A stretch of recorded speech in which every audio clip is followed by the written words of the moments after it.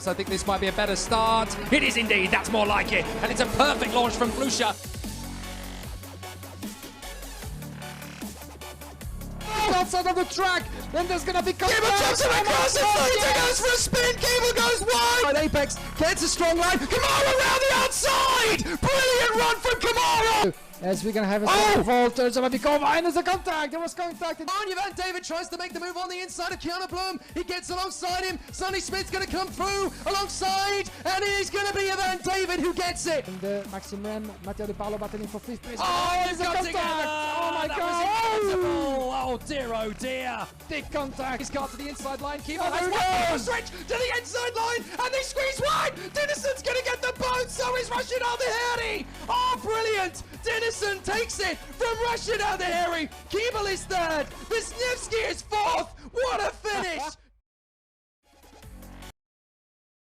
More where that came from, ladies and gentlemen. Good morning. We are ready to race once again in the Champions of the Future season opener here in the 2021 season for OK and OK Junior. The sky is bright and blue, and we are at Karting Genk, the home of champions. It's finals day here in Belgium. I'm Jake Sanson. Beside me is Guillaume Alvarez. Yesterday was very thrilling in both categories, Guillaume. We're going to have even more over the course of the next 7 races. Indeed, Jake. Good morning, everybody. Bonjour à toutes et tous. Goedemorgen iedereen, dames en heren. Welcome at the home of champions. And this is a glorious day of racing. 7 competitions ahead of us, indeed. And the final deciders of the opening round of Champions of the Future. We had 18 races yesterday, 28 in total this weekend, 7 left to go through. Starting with the second chance heat for both junior and senior. Then a consolation race, the pre-finals and the finals with the top 36 drivers of each class. As you said, yesterday was particularly hectic, and we had endless battles in both classes all throughout the qualifying heats. It was absolutely fantastic to see. If you were with us on live stream, of course, you made the right choice. You make an even better choice by joining us today once again for the final showdowns in both classes, as we got you covered. Join us on championskarting.com as well as on Facebook, YouTube and Instagram not to miss anything that's happening here in Genk. So we're just a few moments away from the first race of the day. This will be the second chance heat of the junior category. Yes, indeed. So before we get underway, we should give you a little bit of a warm-up to the race proceedings. As we said, there are 7 races to go. Yesterday, we saw Sonny Smith in the junior take 2 wins, 2 seconds and a third to top the qualifying heats. And Arvid Lindblad did likewise in the seniors with 2 wins and a second after some thrilling race action. We caught up with our pole sitters for the pre-final yesterday evening. I got a really good start with all my heats. Didn't really worry about it, managed to get to P1 first few laps. The first few heats didn't quite have the pace, then through on out I just tidied it up and managed to find the pace in the end, which managed to put me on pole. I'm feeling pretty confident, just hopefully I can get away on the first few laps and drive on from there. Yeah, they were really good races. They were difficult, all of them. I think the second one was marginally easier. Obviously having a big gap after the start, I could just manage it instead of really focusing on pushing, but especially the first and last heat, I had to be 100% on it every lap with Rafa close behind. And yeah, I'm really happy about how I dealt with it. I think I understood a lot and absorbed a lot of information. I think that's going to be really key next week. Yeah, really excited for tomorrow with Kimi, Rafa, and I think myself, all very similar on speed, but I think those two stood out especially as well today for the big challenges for tomorrow. He's not wrong. Today is going to be a very big challenge. Obviously, the last 7 races of the weekend, and this is the precursor, of course, to the European Championships that are on this circuit 2 weeks from now. So obviously, the drivers will be working very hard to get themselves ready for that. The second chance heat is up next, though. That's for drivers who placed 31st to 66th in the rankings yesterday. And in pole position, a very fast driver, but a very lackadaisical one in terms of results yesterday, Maxime Rem. Yes, indeed. His best results, a 3rd and a 6th in the qualifying heat of yesterday, but some quite bad luck as well, as he got a penalty in his opening race, and that put him all the way down to first position for this coming race, but 31 indeed in total for just 4 points from qualifying in the top 30. William McIntyre was just the driver running up the top 30 for just a couple of points. Maxime Rem still have one opportunity, of course, to make his way through to the final, as well as 5 other drivers. We have 30 names qualified for now for the last race. We need 6 more, and those 6 names, of course, will be qualified at the end of this 10-lap race as the drivers make their way onto the track. Let's have a look at the grid. Yes, indeed. Maxime Rem in pole position from the Danish driver David Walter, Akshay Bora and Tigran Bonatian from Gustav Wisniewski and Enea Frey, Anatoly Kavalkin and Maxim Olov from Clement Utran and Flavio Olivieri, Joel Bergström and Lucas Samalisto from Theodor Odmark, Edgar Anpiligov, Adrian Maliero, Dmitry Matviv, Adam Hideg and Hugo Heroin. Then we have Tim Gerhardt and Tom Carlender from Max Anzor-Bruges, Thomas Stolzamanis, Maciej Gladish, Alexander Bondarev, Mark Kostelic, Koskuni Irfan, Juan Cota Alonso, Martin Molnar, Tom Bracken, Edward Robinson, Andres Cardenas, Arthur Dorison, Jules Carrenta, Simone Bianco, Tobias Clausen, and Miguel Costa. 36 on the grid, making their way onto the track. Same procedures as yesterday, of course. An in-lap to get the tires up to temperatures, another lap to keep on doing so, and then get the grid formatted. Rolling start, 10 laps, and if the formation of the grid is deemed good enough by Mr. Martin Bean, then we'll be good to go for racing on the first try, hopefully. And there's one driver who might not take part of this race, and unfortunately one of the Kart Republic drivers. Let's try to see who that is. This is the number 38, I think it is. It's Lucas Samalisto. Yes, indeed. Lucas Savaristo on the track. As you can see, unfortunately, won't be able to get his kart get going again in the motorway straight. Yellow flag, and is going to be put aside, unfortunately, for the young Luca Samalistro, who was due to start. Let's see where he was on row number 6. The young Finnish driver. Game over, Luca. So sorry. You'll have to return 2 weeks from now for the European Championship. And that is such a disappointment. If you don't even get the chance to fight your corner, it's even more devastating than if you race and then end up having a problem in the race itself. Fastest in the warm-up this morning for this race was Tim Gerhardt, who starts down in 19th on the grid for this one, although, of course, that now becomes 18th. Max Anzor-Bruges and Maciej Gladish were particularly quick this morning. There is Lucas Samalisto's kart off to the side of the road. A rather sad sight, that, for the Kart Republic team. They were rather hoping that their man Lucas Samalisto would be able to get to the start of this race. But sadly, there are now 35 drivers taking to the grid. So it'll be a fantastic... There is a second kart by the look of it as well. So there are 2 drivers that have had a problem. I think the other one is Clément Autran.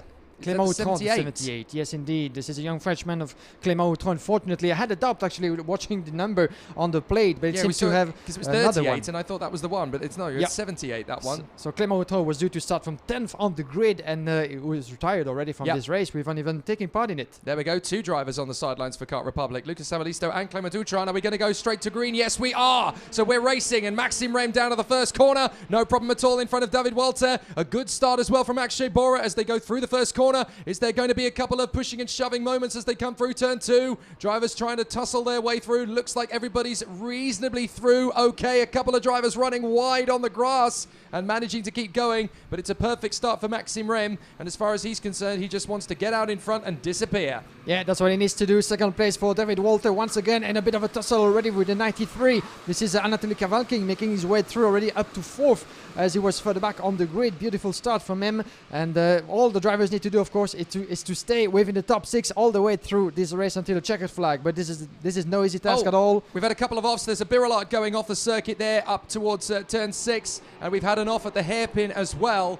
So 2 drivers dropping it there. Unfortunately, I think we've just lost Tigran Bonatian. Yeah, there he is, Tigran Bonatian. He started 4th on the grid, so that is a disaster for the Russian. Tigran Bonatian was looking very good going into this one to qualify in that top 6, but now he's out of it as well. And watch out, because we have a battle with Joel Bergström with the Cosmic Colors already making his way up the field, at least trying. Joel Bergström is running further back in 8th place. This is battle for 7 with the 94 just in front of him. Maxim Orlov, the young Russian, back in the lead with a good start as well from Maxime Rem as well.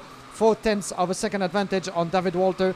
Akshay Bora in third, in front of Anatoly Kavalkin, Gustav Wisniewski, Flavio Olivieri, Maxim Orlov, Bergström, Enea Frey, and Adrian Malero. That's for your top 10 at the moment. Still very, very provisional. As a reminder, of course, only the top 6 drivers into this race make it to the next round, the pre-final, and then it's all bets off, all bets open on the table for the rest of the weekend. But what those drivers need is to make their way into the top 6. And so far so good for Maxim Rem, but on your picture is a 97 further back, just outside of the top 6 are Maxim Orlov and Joel Bergström fighting their way through. At least they know the drill, they know the objective, and this will give us plenty of battles for the next laps. Yep, only the first 6 past the post will go through. Oh, we've had a spin in the first corner. One of the CRGs going around.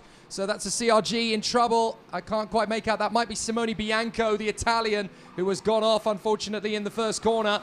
And just a few karts getting too close to each other, compressing. We've got a Ricky Flynn Motorsport kart in trouble, dropping like a stone as well, going down the back of the field. There's a mechanical problem for that machine.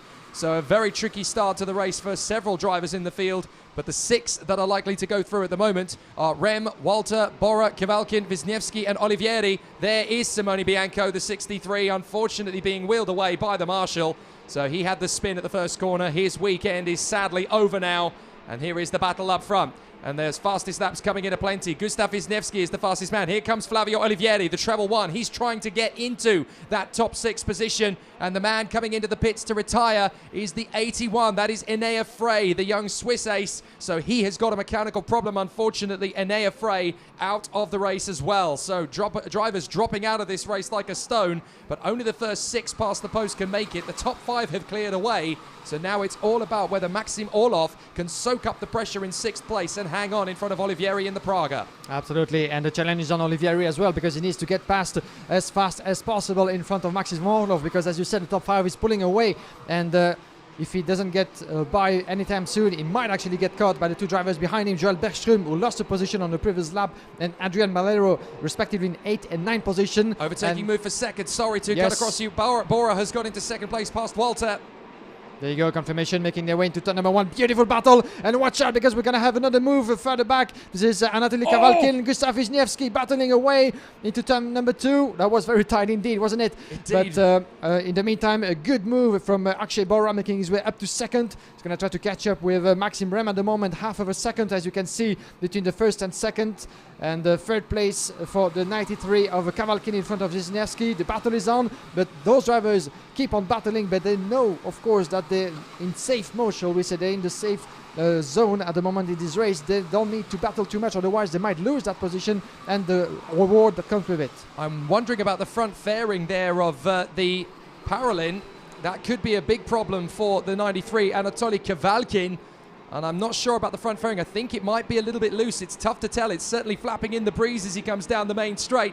And that is where you can tell that there might be an issue. If he's got a front fairing penalty coming his way, which he could well be, then that's going to be a 5-second penalty. That's going to drop him out of the top 6. So a big problem potentially coming for Anatoly Kavalkin. I'm not sure if that front fairing is loose, but it certainly looks it as they come through. So that is going to be a big problem. And the man behind now has a chance to pounce. Gustav Wisniewski. Kavalkin won't know anything about his front fairing. He can't be focusing on that. He's just got to get on with it and hope that he pulls away from the rest of the field. If they can stretch clear, though, of the karts behind and he can get 5 seconds ahead, then he keeps his position in the top 6. It's not going to be too big a problem for him. Now we've got a big battle shaping up because Maxim Orlov has got past Walter. That move into the first corner from Bora and Kavalkin has really hurt Walter because now he is down in P6 and trying to fend off from Olivieri and Malero. Yeah, and this race is far from over as we just completed lap number 6. And watch out because around the inside of the 93, this is for 3rd place indeed, and Wisniewski goes through into turn number 1. Olivieri goes through as well. Beautiful battle with those 3 drivers, and the move is made by Olivieri, the Praga driver, dropping, going from actually 2 positions up in the field. And watch out, turn number 5, beautifully made the 3 side by side into the motorway straight. Watch out for David, is pushing his the other driver almost outside of the track and goes through, but the 109 is gonna fight back. Beautiful battle at the moment. And this is crucial, of course, because this means, of course, going through to the next round, the pre-final, of course. But the 109 is making his way through. Beautiful battle and recovery for Adrian Malero, making his way up to the further rankings. Yeah, once Maliero had his dander up there by Walter, there was no way he was going to back down from that fight. There was no way he was going to concede. So he made sure, look, if you're going to shove me to the sidelines, mate, I'm going to back off. I'm going to give you the chance to lose out, and then I'm going to have you on the next bend, which is exactly what he did. Nicely done there from Adrian Maliero. Now he's got to try and close up to Joel Bergstrom, the privateer. I'm so impressed with Bergstrom this weekend. He is obviously, it's so hard at this level to run as a privateer outfit. You need the factory support to have all the assurances that everything's going to go okay. If you're a privateer, your back is to the wall before you even start the weekend. Oh, big slide on the inside there from the 85 of Verbruge. He is making a good comeback after a difficult weekend at the office. Yeah, Maxence Verbruge is one of the fastest on track. He had the fastest lap, and watch out, the 23 as well further back.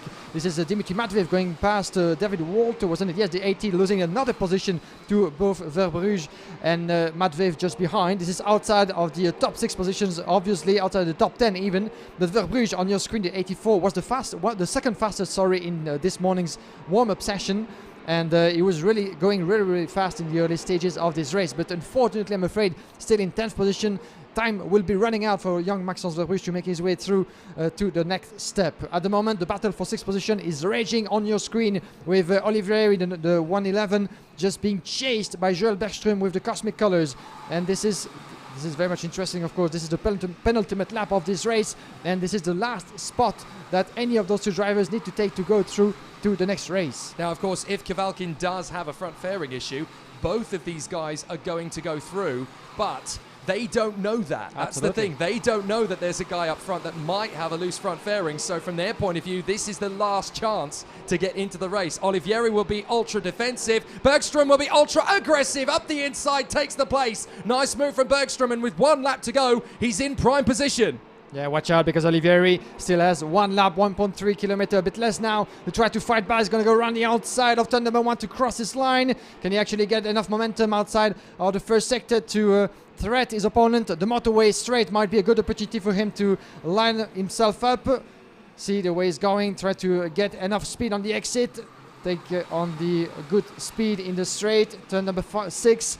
But it's going to be all doors shut in the last sector of the track. And actually, Bergström is doing what he needs to do, is cutting all the corners, shutting all the doors, and actually preventing himself from an attack. And Olivieri time is running out, I'm afraid. And Bergström might actually have this one in the bag. So smart from Bergstrom. He's not hugging the inside line. He's parking the cart in the middle of the circuit. And that's where you need to be, because you need a decent trajectory out of the bend. Across the line, it's going to be Rem from Borough and Wisniewski. Kavalkin will be 4th. Orlov will be 5th, and there is Bergstrom in P6. Great race from Joel Bergstrom. It is always nice to see a privateer go up into the finals along with the works efforts. And Joel Bergstrom, that was such a solid, smooth drive from the Swede, the star of the day for me in that particular race, to fight his way forward. He comes from back in 11th on the starting grid to fight his way up into the top 6. Good work there from Joel Bergstrom. Maxim Rem saves his bacon from pole position, hangs on to the victory in front of Akshay Bora and Gustav Wisniewski. As it stands, they are the one to come through. Unfortunate for Maxime Verbruge and Tim Gerhards. They did a beautiful job to fight back, but they only made it as high as 8th and 9th, respectfully. It's not going to be enough, unfortunately. They've got to hope that there are problems for the guys in front post-race, but I don't think all of them are going to take a penalty, and certainly not even enough of them for the 2 men to progress. So here are the top 6 provisionally that go through to the pre-finals. Maxim Rem, Akshay Bora, Gustav Wisniewski, Anatoly Kavalkin, Maxim Orlov, and Joel Bergstrom. It's not quite enough for Flavio Olivieri, Maxime Verbruge, Tim Gerhards, and Adrian Maliero from David Walter and Dimitri Matveev. Then in the rest of the classification, we have Thomas Storcemanis from Adam Aydek, Josh Efan, Edgar Anpilogov, Maciej Gladys, Alexander Bondarev, as well as Hugo Erin, Tom Calendar in 20th place, followed by the Arthur Dorisson, 11th place gained for the young Frenchman from Mark Kostelic, Tom Bracken, Miguel Costa, Theodore Oldmark, Jules Carenta, Tobias Clausen, Martin Molnar, Edward Robinson in front of Juan Cota Alonso, and Andres Cardenas running up the top 31 drivers who made it through until the checkered flag. We have a list list of retired in this race. Luca Samaristo, Clément Autran, Tigran Bunyatan, and Simone Bianco, as well as Enea Frey, who didn't make it through this second chance heat of the junior category. Of course, next one coming up is for the OK class, as we're going to take just a short break, just a few moments, but good performance indeed for Maxime Rem after a bit of a bad luck throughout the qualifying heats as well. A couple of good results, a third and a sixth for him, but the victory means that he will get to start in the pre-final from the back end of the grid. But if he can keep actually on the same momentum, he might have some chances. At least we will see a good recovery from him. Yeah, I've seen many a driver come from the back of the grid in the pre-final to fight their way through to a competitive position in the final. It's tough, but the right drivers can make it happen. We're going to look at the second chance heat for the seniors next up. Quite a few drivers who are up from junior to senior in this category. One driver who knows all about that, who is going to be in the pre-final later, and then obviously the final after that, is the American star and reigning European junior champion in FIA karting, and that is Hugo Chukwu. He is here and he is battling for the Champions of the Future race victory. We caught up with him on Friday. I'm excited. It was a good, last season was good, it was fun, and I'm glad to be back here. The Genk, I love this circuit. It's really fast and a lot of slow speed corners, so it's hard to get right, but when you do, it's very enjoyable to drive, and I'm happy to be here. Yeah, it's my rookie year in senior, but I'm confident, just because it's my first year doesn't mean I can make good results. So I'll do the best I can, and yeah, I'm very pleased to be signed by McLaren. They're a very big team in Formula One, and I hope I can drive for them in the future. Yeah, like I said before, this track is very challenging. Driving senior, senior is fast. We have softer tires than junior, so yeah, it's going to be very hard. We did a lot of testing yesterday. I'm happy with my chassis. I just finished first practice and it went quite well, so I'm confident going into qualifying. Yeah, we never drove these tires this year. It's the first time driving them, and we didn't quite know we were going to be on MG. So they're a bit much different from the LeConte that we were using from the beginning of the year, but I think we adapted the chassis quite well, and I feel strong for today. So Hugo Chukwu, definitely going to be a driver to watch out for here at Karting Genk, home of champions. His race will be coming up in a short while on this fabulous circuit. 1,360 meters. The temperature has risen a little bit since that last graphic was updated. It says 5 degrees Celsius there with mist. I can tell you the mist has now fortunately cleared, but it's only 9 degrees Celsius at the moment. So while it's going up in temperature, it's still not warm out there. And the drivers have basically been talking about this all weekend long, how cold it is, and it's a really tough preparation for drivers, particularly those who are used to racing in hotter climates. Yeah, absolutely, and that's another challenge, of course, those drivers have to cope with when it comes also to tire management, and the MG compounds seem to be quite hard to put to temperatures and to make work in the right window, shall I say. So when it comes to temperatures as well, the colder they are, and the longer those tires need to get up to temperatures and to have the good rhythm in the race. So another challenge, and but this is of course one of the reasons of Champions of the Future, of course, to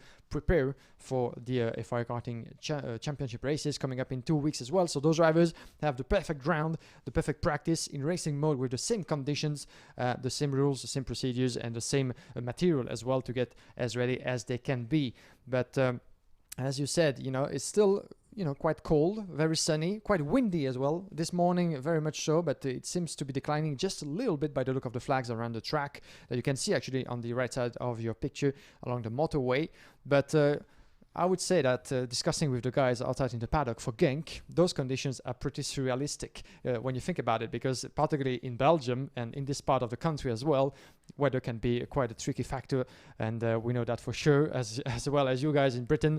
That's something that I'm sure Britain and Belgium have most in common. This is the weather. Oh, absolutely. Yeah, we know all about coping with difficult weather conditions, but as much as drivers like to talk about it and say, well, that's the difficulty we're having at the moment, we're struggling to cope with tire temperatures, everybody's in the same boat, and quality rises to the top every time. It's how you work around these problems rather than just pointing at the problem and saying, well, that's why. You've actually got to develop, you've got to find those solutions, and the class drivers are going to be the ones that will work around those problems, find the ultimate setup, get comfortable with the chassis out on the circuit, and they will make the change that brings them to the top. That's where the supreme class of the drivers driving comes. Now, we move across our attention to the OK Senior category for their second chance heat. And in the warm-up this morning, it was Bruno Del Pino who was the fastest in warm-up for this particular race.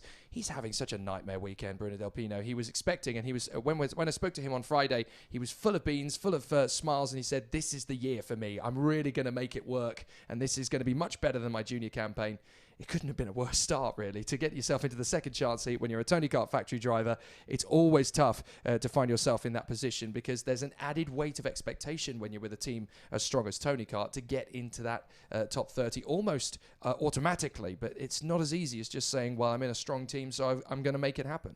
Yeah, definitely, and it's also down to the competitiveness of the field that we've seen so far, and that's the least you can expect at this level of competition.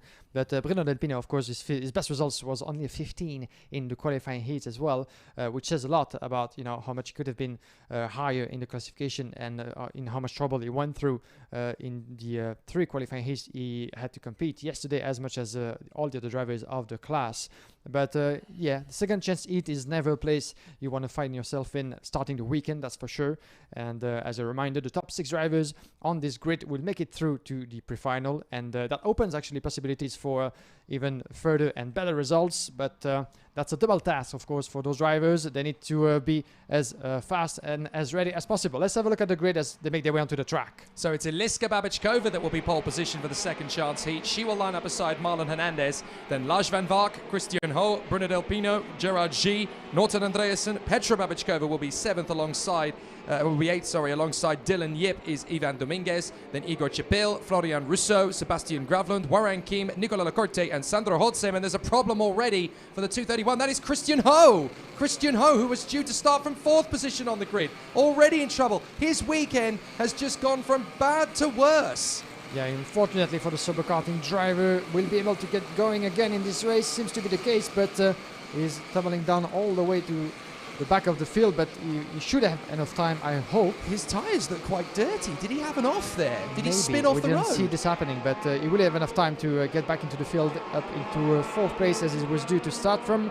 But quite unfortunate, but maybe, a bit of an off for Christian Ho. We'll try to get some answers about that later on. Well, considering he was fighting for the Junior World Championship last year on that last lap, you were there in Portimao. He was fighting for the world title.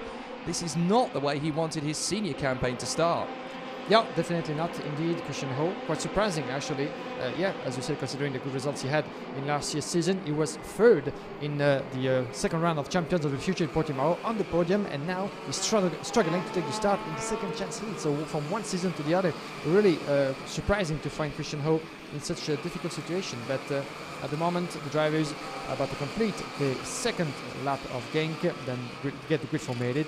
And let's have a look at quickly at the second part of the grid before we forget them. Nathan Schaap will be starting from row 11 with Gianni Andrizzani by his side, and from Ruben Moya, Malek Lucas, Alfio Spina, Sebastian Edin, Ricardo Garcia, Kuba Racicchi, Frederic Lund, Emily Clovisto, Bo Eemans, Maximilian Angela, and the drivers. This is going to be a false start. Without any shadow of a doubt at all, this is going to be a false start. There's no way the grid is formed up. Eliska Babičkova has left it far too late to form the field up then. And again, this is a situation for Eliska Babičkova. She's not used to running at the start of a field in this category because she's always been towards the midfield.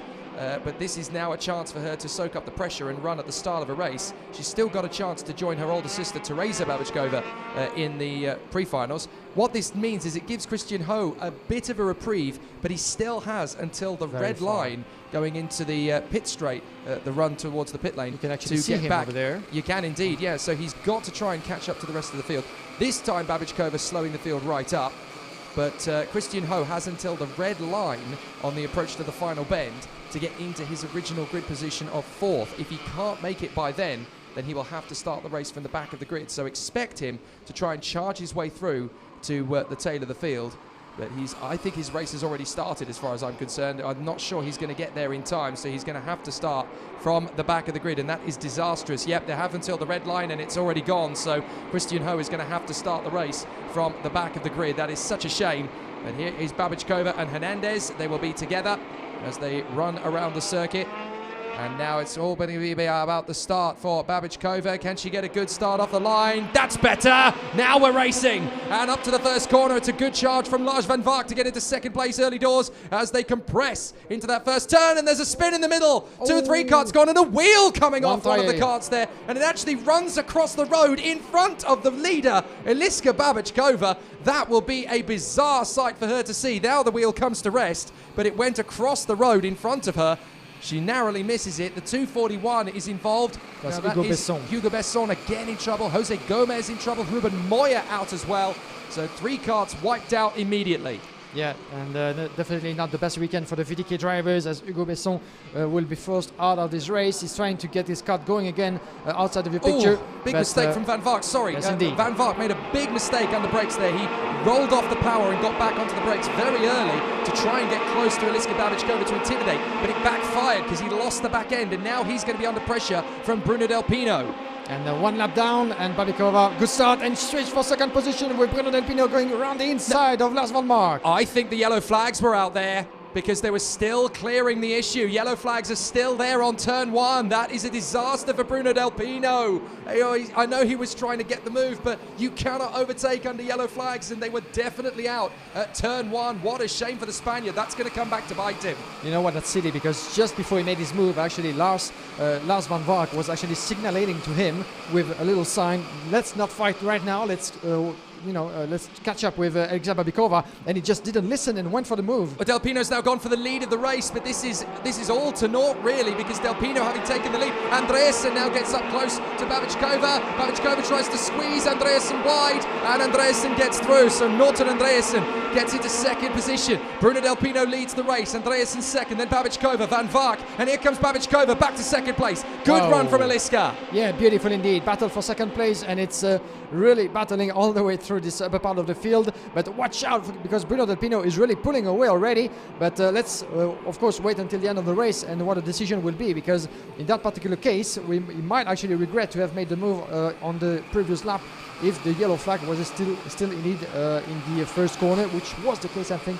So we shall wait for that. But in the meantime, the battle is on for second place, with Babičková back in second, being chased by Norton Andreasen. Then we have further back Lars van Vark, Marlo Hernandez. Watch out. And this is in turn number 6. This is the last turn, sorry, behind the podium, completing another lap. Lap number 3 about to be completed. This is a 2:27 further back. This is Marlon Hernandez being chased by George here. This battle for 5th. Let's have a look at the gaps. As you can see right now, the 2:43 of Lars van Mark is really close to Babičková at the moment. The battle for 3rd. One of VDK drivers, Marlon Hernandez, in a good position, even though he lost a couple of places from the front row start. Still struggling to find the pace in the early stages of this race. But there we go, the floodgates open. Van Vark's gone through, G's gone through, and now Eliska Babičková trying desperately to make sure that Hernandez doesn't go through. Russo gets past them both! A brilliant move up the inside from Florian Russo. That is a brilliant move. Is it Marlon Hernandez or Florian Russo? That was Florian that got past Hernandez. So Florian is there in the 240 in the VDK, sweeping past both of them in one fell swoop. Amazing from Russo. Goes from 7th to 5th, and now he's looking good to go through. Yeah, another confusion, because Marlon Hernandez used to be driving for VDK last year and went to Car Republic. My apologies about that, but Florian Russo indeed on the chart at a very good pace, and Marlon just behind. So the former teammates, and we have the 220 of Eliska Babičková as well in the mix, losing a bit of ground, unfortunately, from the pole position as the field. Norton Andreasen, the fastest on track, is in second place, and we have a yellow flag in the last part of the track outside of the picture. One driver out. This is one of the... It's Nicola Lacorte. Yes. Nicola Lacorte has gone off in the final corner, so he's in the Cetelar Racing colours of the Car Republic team. So Nicola Lacorte off the track at the final bend, and he is out of the race. That is a shame. So he walks away. But the battle still up front, very close indeed. Bruno Del Pino, 0.4 of a second clear of Norton Andreasen, but Andreasen is catching up to the Spaniard. So they are going to battle for the victory in this one by the look of it. Yellow flags out in the final corner. Lars van Vark is in 3rd position in front of the Chinese star, Gerard G. I'm very impressed with G. He's going very well there in 4th place for the Forza Racing team. Then you've got Florian Russo now in 5th. And in 6th is Marlon Hernandez. For Eliska Babičková, it's now or never. She's got to try and get back into that top 6. Absolutely. We're halfway through this second chance heat of the OK senior class, and at the moment just 0.3 of a second splitting Bruno Del Pito and Norton Andreasen, the fastest on track. There's the Cortez cart you just saw there in the background. Now we've got Eliska Babičková desperately trying to fend off from Igor Chapil. Chapil on the inside and gets the place. So Igor Chapil goes through. Nice and clean that. No problem at all for that move from Igor Chapil as the two Czech drivers race against each other. But Chapil is triumphant for the moment. And Babičková, unfortunately, is out of the top 6 at the moment. And it seems, by the look of it, she was working on his kart on the motorway straight. So maybe a problem, hopefully not, for Eliska Babičková. Still very much in the mix to fight for the top 6 position. As a reminder, only the 6 best drivers at the end of this race make it through to the pre-final. As you can see, the battle for the lead is raging. Lars van Mark is the fastest on track into turn number 1. Del Pino just 0.2 of a second advantage on Norton Andreasen. Same chassis, different teams. Tony Kart against World Racing, and Andreasen lining himself up maybe to go for the move in the motorway straight. He's on a charge, a very good pace. And he was just 1/10 faster in the previous lap than the leader. And there's your confirmation. Rintaro Sato, the fastest on track. Sato, let's see where he is further back in the classification, I'm afraid, for Rintaro Sato. Yeah, 19 at the moment, so not the best of race and the best of weekend for the son of Takuma Sato, of course, 2-time Indy 500 winner and Formula 1 driver back in the day. But watch out, there goes the move for Norton Andreasen, beautifully made, run the inside of the last turn, and there's your switch for the lead. Norton Andreasen, Bruno Del Pino, if those two play with their heads as well, they don't need to battle that much because they're both qualified, of course, for the next round. So right now what they need to do is to see this race through until the checkered flag and not to do any mistake. I don't quite understand why Del Pino was gesturing. I can understand Norton Andreasen making the gesture and saying, right, don't go overtake me, don't pass me back, let's just try and get away from the rest of the field. But Del Pino, I'm a little bit confused as to why he was fiddling around with his hands as Arthur Rojon gets the warning flag. Well, I'm afraid that's his chance is gone because obviously with the warning flag comes the 5-second penalty. He was in 11th anyway, but that's definitely going to put the kibosh on him getting through because that's going to add another 5 seconds to his race time, and he can't contest it, he can't appeal it, so that is it. He'll be out of the top 20. Yes, indeed, quite unfortunate as we're about to conclude lap number 9. The checkered flag is getting near in this race and the leader is pulling away just a little bit. Let's see what's going to happen in this top 6 because the drivers are quite split at the moment, and watch out because the pressure is rising. Lars van Mark is getting closer to Bruno Del Pino at the moment. Could it be the start of some trouble for Del Pino in second, who was running comfortably in the lead before being overtaken. Further back we have also a good battle between Jarchi and Florent Russo-Ricci.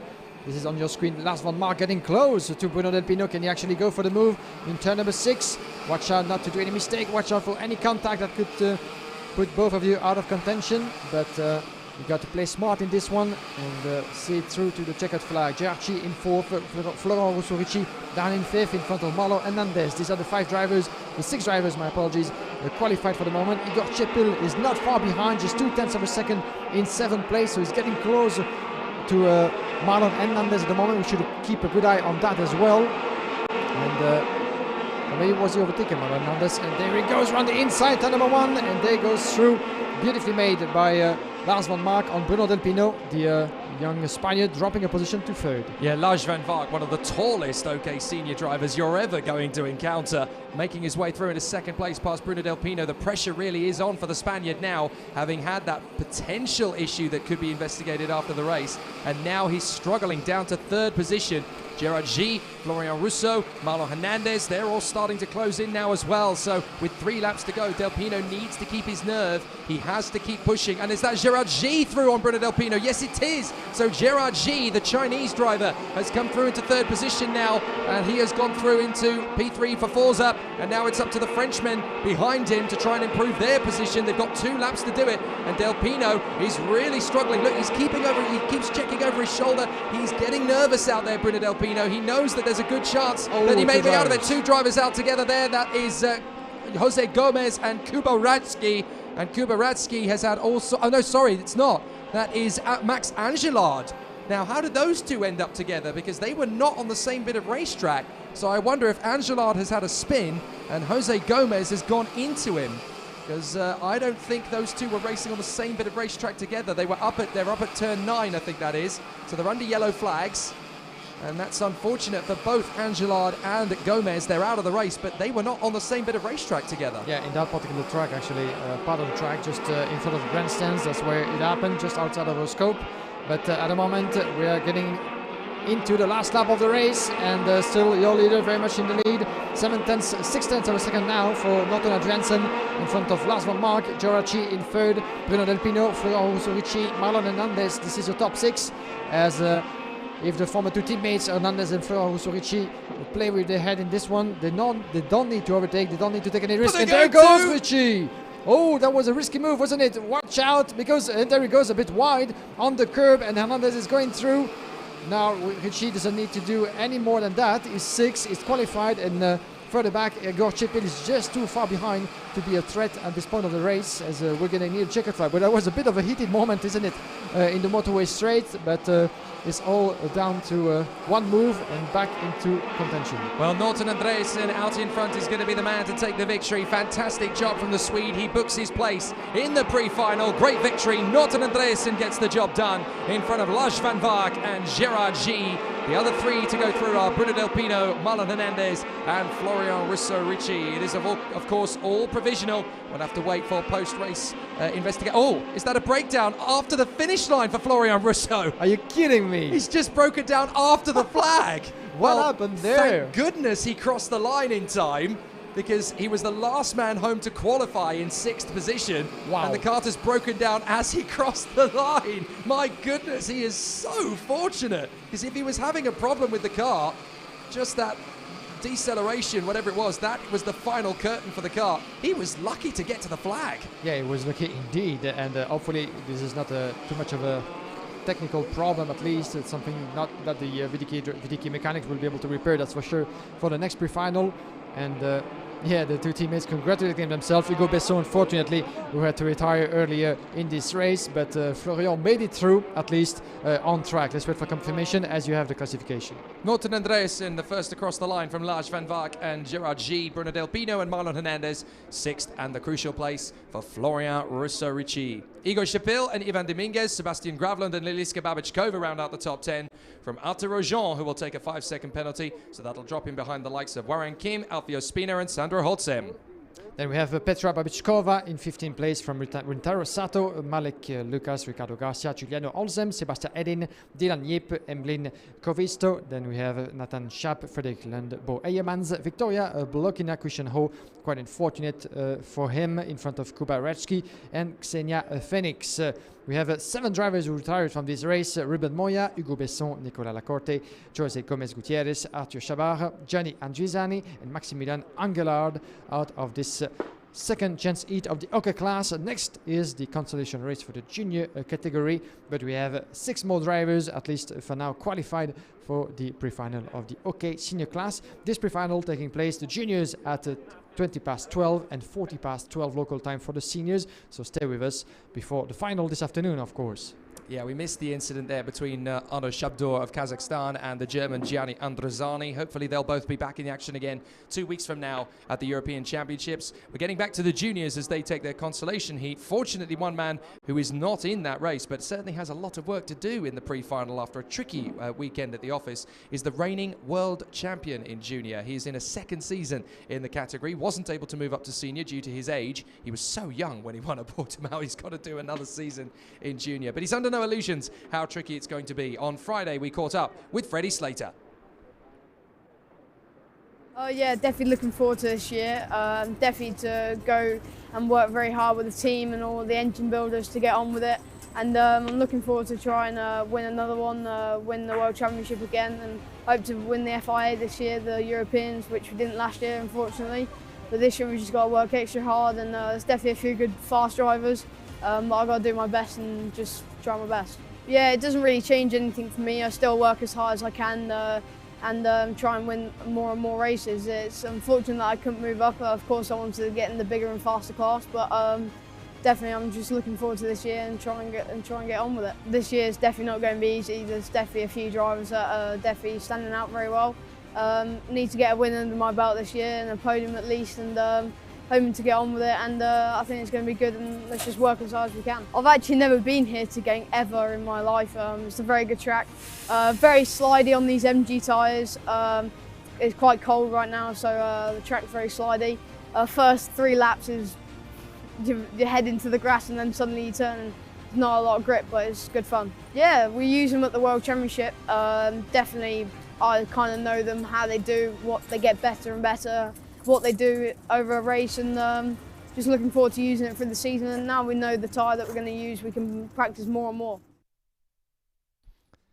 So Freddie Slater with work to do in the pre-final and final, but that is what he relishes. So it'll be very interesting to see how he goes. There's one more race before we get to the pre-finals here this afternoon, and that is the Consolation race in the OK Junior category. So many drivers competing this weekend that unfortunately not all of them can get through to the finals, and there are 23 drivers who will face off against each other in the Consolation race. It's all good preparation. Let's not forget that 2 weeks from now are the European Championships. They might not have gone so well here, but 2 weeks from now they could be on the pace, and every race you do, it may be in the open eye, it may be scrutiny, it may be only a consolation race, but you're here to race. You've got to learn how to get the racecraft done in this field. Every opportunity to go out on the track, you've got to take it. Yeah, absolutely. It would be silly not to take advantage of the opportunity, and that's one of RGMMC's ideas, to provide the drivers, the unlucky drivers at the end of the field, with this extra race, the consolation race as it is. And as you said, this is going to be a big practice, a race practice for those drivers, waiting for maybe better days to come ahead. And in 2 weeks' time, this will be suddenly another good chance to redeem themselves with better results. And of course, it's still very prestigious to win in Champions of the Future as well. This is the top of the top, and ahead of the FI Karting Championship.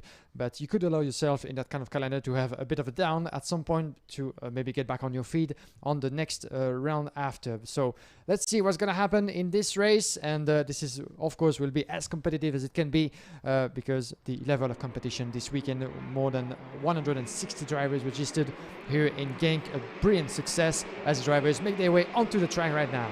So Salim Hanna is pole position from Augustin Bernier, then Alvar Simisvara and Marcus Sater. Nathan Tai and Albin Studesen from Leon Nielsen and Thomas Kinsey. Tam Salah and Kimitani from Ekaterina Lucia and Dante Johansson. Then we have Alexander Reed from Heitor Dalagnol, from Maximilian Schleimer, Rito Kamata, Thijs Kieran, Emma Felbemeyer, Cathal Clark, as well as Benjamin Silverstone, Adrian Ferre, Len Nace, Aurelia Nobles, and Chimo Zhang. Unfortunately, not part of this race, as he wasn't able to start in yesterday's qualifying heat. So 23 drivers onto the track, getting the tires up to temperatures, as we have right now a bit more clouds than we used to just a couple of minutes ago on the karting Genk. But will this mean maybe a bit of a trouble ahead for us in terms of weather? Doesn't seem to be the case right now. Very much dry for the consolation race of 10 laps for this 23 driver field. Everybody seems to be in a good position, getting the tires up to temperatures. And Salim Hernandez and Augustin Bernier on the front row, the VDK drivers, some of them in this field. There are a handful of drivers, by the look of it, who have elected not to take the start of the consolation race, which is unfortunate, because obviously it's all good knowledge and good wisdom for the future ahead. But there's no Nathan Tai or Cathal Clark. The two British drivers for Sodi Kart have elected not to take up the start, and nor has Emma Felbermeyer, of course, the Solgat Motorsport driver aboard her Leclerc, who was very fast yesterday but had 2 or 3 big accidents. And of course, one of those we saw the collision between Maxime Rem and Matteo De Palo, and Rem's kart actually slid into Emma Felbermeyer's chassis. So I wonder if that's done irreparable damage to her kart, which means she can't continue today. That's right, indeed. Confirmation that we have a 20 driver field in the end, a bit like Formula 1 indeed, for this consolation race. As you can see, Salim Hernandez with the Cosmic chassis in the RFM colors, with the VDK colors by his side of Augustin Bernier. Then you have Alvar Sismesvara with the Xpree Racing team, a brand new team for the second season running, as drivers make their way into the last corner, onto the start-finish straight. Rolling start once again, and the need for Salim Hernandez to pace down the field for everybody to get close. Will this be a good one? Yes, we're racing. So down to the first corner, no problem at all for Salim Hanna. Into the second corner they will go, and it's Alvar Simisvara as Hanna has gone wide. So Hanna Hernandez drifting out wide, and that has caused so many problems for him now. as Hanna Hernandez is going to have to try and work his way back into position, but it's a perfect start for Alva Simasvara, and Simasvara is now into the lead of the race. Big charge forward from the Leclerc chassis there of Marcus Sater, the Norwegian. Oh dear, 4 of them all together. And the leader inside them, Salim Hanna Hernandez, unfortunately involved. Pole position, and it's just gone backwards for Salim Hanna. That is such a shame. 2 other drivers with him as well. That is 42, Max Schlemer. He already had his problems yesterday. Taim Salah, the German, is in there as well, and that's the 43 in there. That's Leo Nielsen. So all 4 drivers gone together. Salim Hanna Hernandez absolutely fuming. And they're going to have to act quickly because the 4 drivers actually lining up in turn number 5, and there's no room to go for any of the drivers in the field coming up. Full course yellows. You're absolutely right. Indeed. Full course yellows. So that is no surprise at all, because as you saw there, we've got 4 carts across the corner. And that's a big clean-up job for the marshals. Yeah, but they're doing a great job since the start of the weekend. But for those 4 drivers actually lining up, just stalled in the just on the racing line into turn number 5. So, but yeah, just right in time. They're gonna have to go through on left or right. Yeah, on the curb. So no problem at all for the field still on track. Warning flag for Arthur Ronjon, unfortunately. And that will mean, of course, a 5-second penalty for the Frenchman. I think that's a problem from the previous heat, actually. I think that's a slight issue with the of course, timing screen. Because Arthur Ronjon is...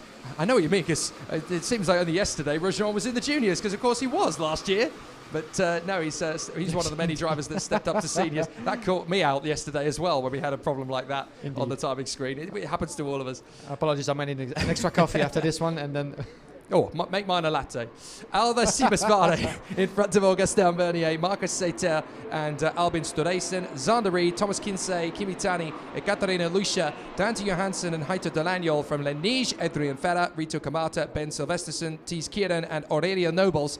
And that's it, because the other 4 drivers have all pulled off the circuit in that incident. Salim Hanna Hernandez, Leo Nielsen, Taim Salah and Max Schlemer all out of the race. And that is a disaster for the pole sitter, because right from running wide in turn 1, his race just unraveled in a matter of seconds. Yeah, unfortunately, he wasn't able to keep the line into turn number 1. And once you go out in the marbles, actually, with all the residuals of tires out on the line, this is pretty much race over for you, at least, considering the shape of the turn number 1. We actually can see the marbles in some of the turns outside the trajectory. We had a chance to go for a bit of a track walk yesterday, my dear Jake, and once you get onto the track, you can see how much of those marbles they are really on the tarmac. This is impressive, actually. Once you go out of the line, the tires get pretty much ruined, and you need just to get the grip back again as quickly as you can. But this is no easy task at all, and always impressive indeed. And the reflection that we had as well yesterday by walking onto the track is that how much hilly it can be, and the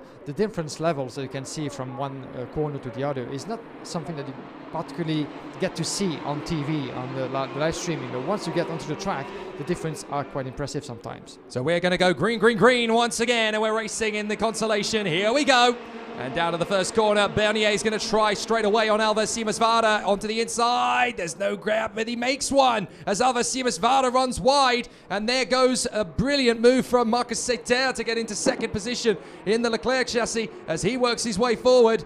So up into second position he goes. A big move on the inside for third as well. So there's great battles on this opening tour. And I think Alva Simasvara has gone even further down the order. Yes, down to fifth now behind Albin Storeisen and Zander Reed, the American. So a very interesting first lap on green flags again. This is lap 4 of 10. They haven't got a lot of time left to play with, but every lap is valuable in terms of data and preparation for 2 weeks' time. Yes, indeed. And Marcus Sato getting very close to Augustin Bernier. You can see wearing the Leclerc colors, Leclerc by Lennox Racing, the satellite team of the Billerard factory, of course. Very much in contention for the past season on the international karting. And watch out for the move, because Augustin Bernier is closing the door halfway through the start straight. And into turn number 1 is keeping his position. There's going to be a very, very difficult task to hold on to this, because Bernier is under pressure. Marcus Sato on a very good pace since the start of this race, and he might want to go for the move into turn number 5 if the door is being left open just a little bit too much. It's not happening quite yet, but if he takes the toe, maybe next one onto turn number 6. Battle happening again further back between Storeisen and Xander Reed. This is for third place. but a good start for Augustin Bernier as well. There's something quite nostalgic about watching Bernier in a VDK again, isn't there? Because obviously 3 years ago we had Victor in the kart and he was the junior world champion at Christianstad. Here we go on the inside. Lovely move from Marcus Setter. He gets the run on Augustin Bernier, Victor's younger brother.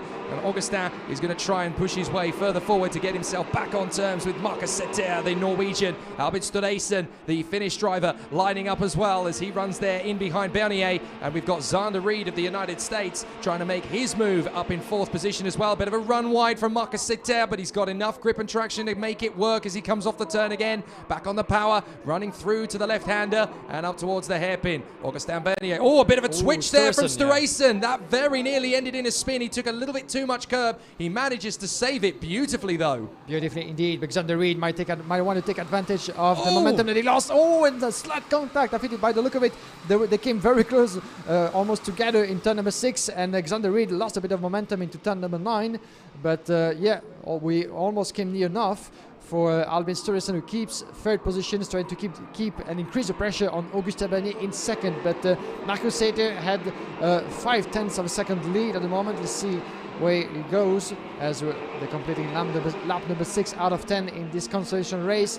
Right now, still half of a second, and Bernier under the pressure of both Storesen and Zander Reed. The battle for 2nd. Setter, the fastest on track, very much logical, the leader.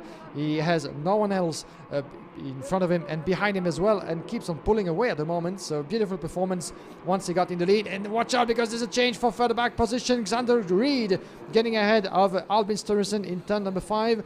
And he just told Zander Reed, he told his opponent, let's not fight right now, let's attack the both of us, Augustin Bernier, and try to catch up with the leader because time is running out. And Setter is really pulling away 7/10 of a second advantage now, just in front of those 3 drivers. Quickly for the back, Thomas Kinsey in 5th place in front of Kimitani. We have Simes Vara making up a position in 7 in front of Ekaterina Löcher, Len Nace, and Heitor Delagnol running up the top 10 at the moment. So they come down to the line again. Setter is now well clear. If Albert Simes-Vara could get past Kimitani, then if you looked at their first initials all the way down the lap chart, it would read Max Attack. That is quite astonishing. Here's the move on the inside. Well, there goes that idea, because through comes Albert Storesen as he gets through back again on Zander Reed and up into 3rd position. So now he's going to try and make the move again down towards the bottom end of the hairpin into turn 6. He's not going to be close enough. And there was a bit of dust in the air. I think that Zander Reed, by the look of it, just made a slight mistake outside of turn number 2 and 3. And that's the reason why. And there's a change for the lead with Augustin Bernier losing a position to Zander Reed. No, Marcus Sauter. No, Zander Reed, my apologies. So Reed in the lead, the number 74. Storesen, my apologies. Making his way up to 1st in front of Augustin Bernier. So that's for 2nd position, because Storesen is still trying to get close to Marcus Setter. There he is in the lead of the race. Storesen, 2nd position in front of Bernier. Zander Reed still 4th. Then Kinsey has come up into 5th position. He's working his way through. Kimitani is there in 6th position in front of Alba Siemens-Vara. And then Lenise in front of Ekaterina Löcher and Thies Kieran.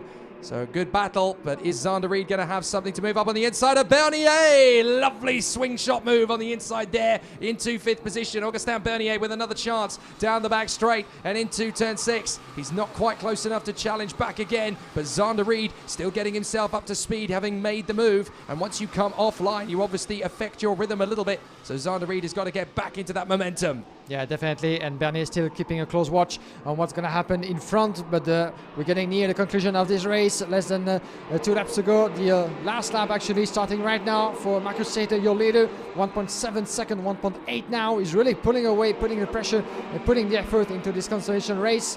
The fastest on track, the final lap, and close to 2 second advantage for Setter. No worries in the world at all, but let's keep a close watch on Albin Storesen and Zander Reed battling for 2nd place with Augustin Bernier just behind. It's going to be a very close call for any of those 3 drivers, but your leader on screen really cruising away, no worries at all. And there's your battle with Bernier trying to keep his position, trying to keep a distance, but it's going to be very hard in the last lap. Yes, indeed it is. We had an off on that last lap as well for Thies Kieran. He's dropped to the back of the field, unfortunately, so Thies Kieran is now down in 16th. But here is Marcus Setter And it's been a very impressive run from him since the green flag after the yellow course period. But it's a brilliant run from Marcus Seter, who brings the Leclerc chassis home. And all it takes is confidence in these races. Once you bag a victory, it could start something pretty special. Marcus Seter takes the checkered flag. That'll do for now. Second for Albin Studesen, and third just at the line for Zander Reed in front of Augustin Bernier and Thomas Kinsey. Good drive from Marcus Seter. He may not have had the result he wanted this weekend, but winning the Consolation is a good way to bow out. Yes, indeed, a beautiful victory and effort put together by the 99, Marcus Seter, and the rest of the field had pretty much nothing to say and to do in this race. And we have enough. One of the Birla drivers in this field actually who just lined up outside of your scope. It's on Dante the Johansson. straight. So Johansson has come off on the final bend, has not been able to make it to the finish of the race. And I think they actually had a little bit of a tussle coming off the final bend. 2 or 3 carts may have come together there because the barriers are having to be put back into position by the track staff. So unfortunate for Dante Johansson, he doesn't quite make the finish of the race, which is unfortunate. So we only have 15 drivers coming across the line. Marcus Seter, though, is the leading one. There is Dante Johansson. You can see him at the top of your picture, just off to the right. But it is Marcus Seter who takes the win in front of Albin Studesen, Zander Reed and Augustin Bernier, in front of Thomas Kinsey and Kimi Tani from Alva Siemenswara, Len Nies and Ekaterina Lucia. Then we have just outside, following Eto, Daniel Farias, Benjamin Silversterson, Adrian Ferre, Rinto Komata, Aurelia Nobles, and Thijs Kieran. Just 15 drivers making it to the end of this race, with a long list of retired drivers and those who didn't take part in this consolation race. So those who didn't take part, of course, Chimok Zhang, Katal Clark, Emma Felbemar, and Nathaniel Neal. And those who retired, Maximilian Chelme, Tilan Saleh, Leon Nilsson, and Salim Anna Hernandez, unfortunately, as well as Dante Johansson, the young driver, I think, who went off on the exit of the pit lane. I don't see anyone else involved, at least onto the track. So maybe it was a bit of a contact over there or just a mistake on his own. But he's being recovered at the moment by the recovering team of Karting Genk, who's been doing a fantastic job as well as the others. So the battle is obviously going to be very interesting indeed coming into this afternoon. We have more great race action to come for you. Our pre-final is going to be the next activity out on circuit. We now have our grids almost set in stone for the pre-finals. They will be coming up next over the course of race action, of course, and we will rejoin the action at 12:15 local time when we will have a 5-minute build-up in preparation for the pre-final in the junior category. So 12:15. We will return to the action here, and it's going to be fascinating to see how the drivers go. We are excited to see how it will battle out. So join us again at 12:15 local time when the races continue here for the pre-finals of Champions of the Future at Karting Genk.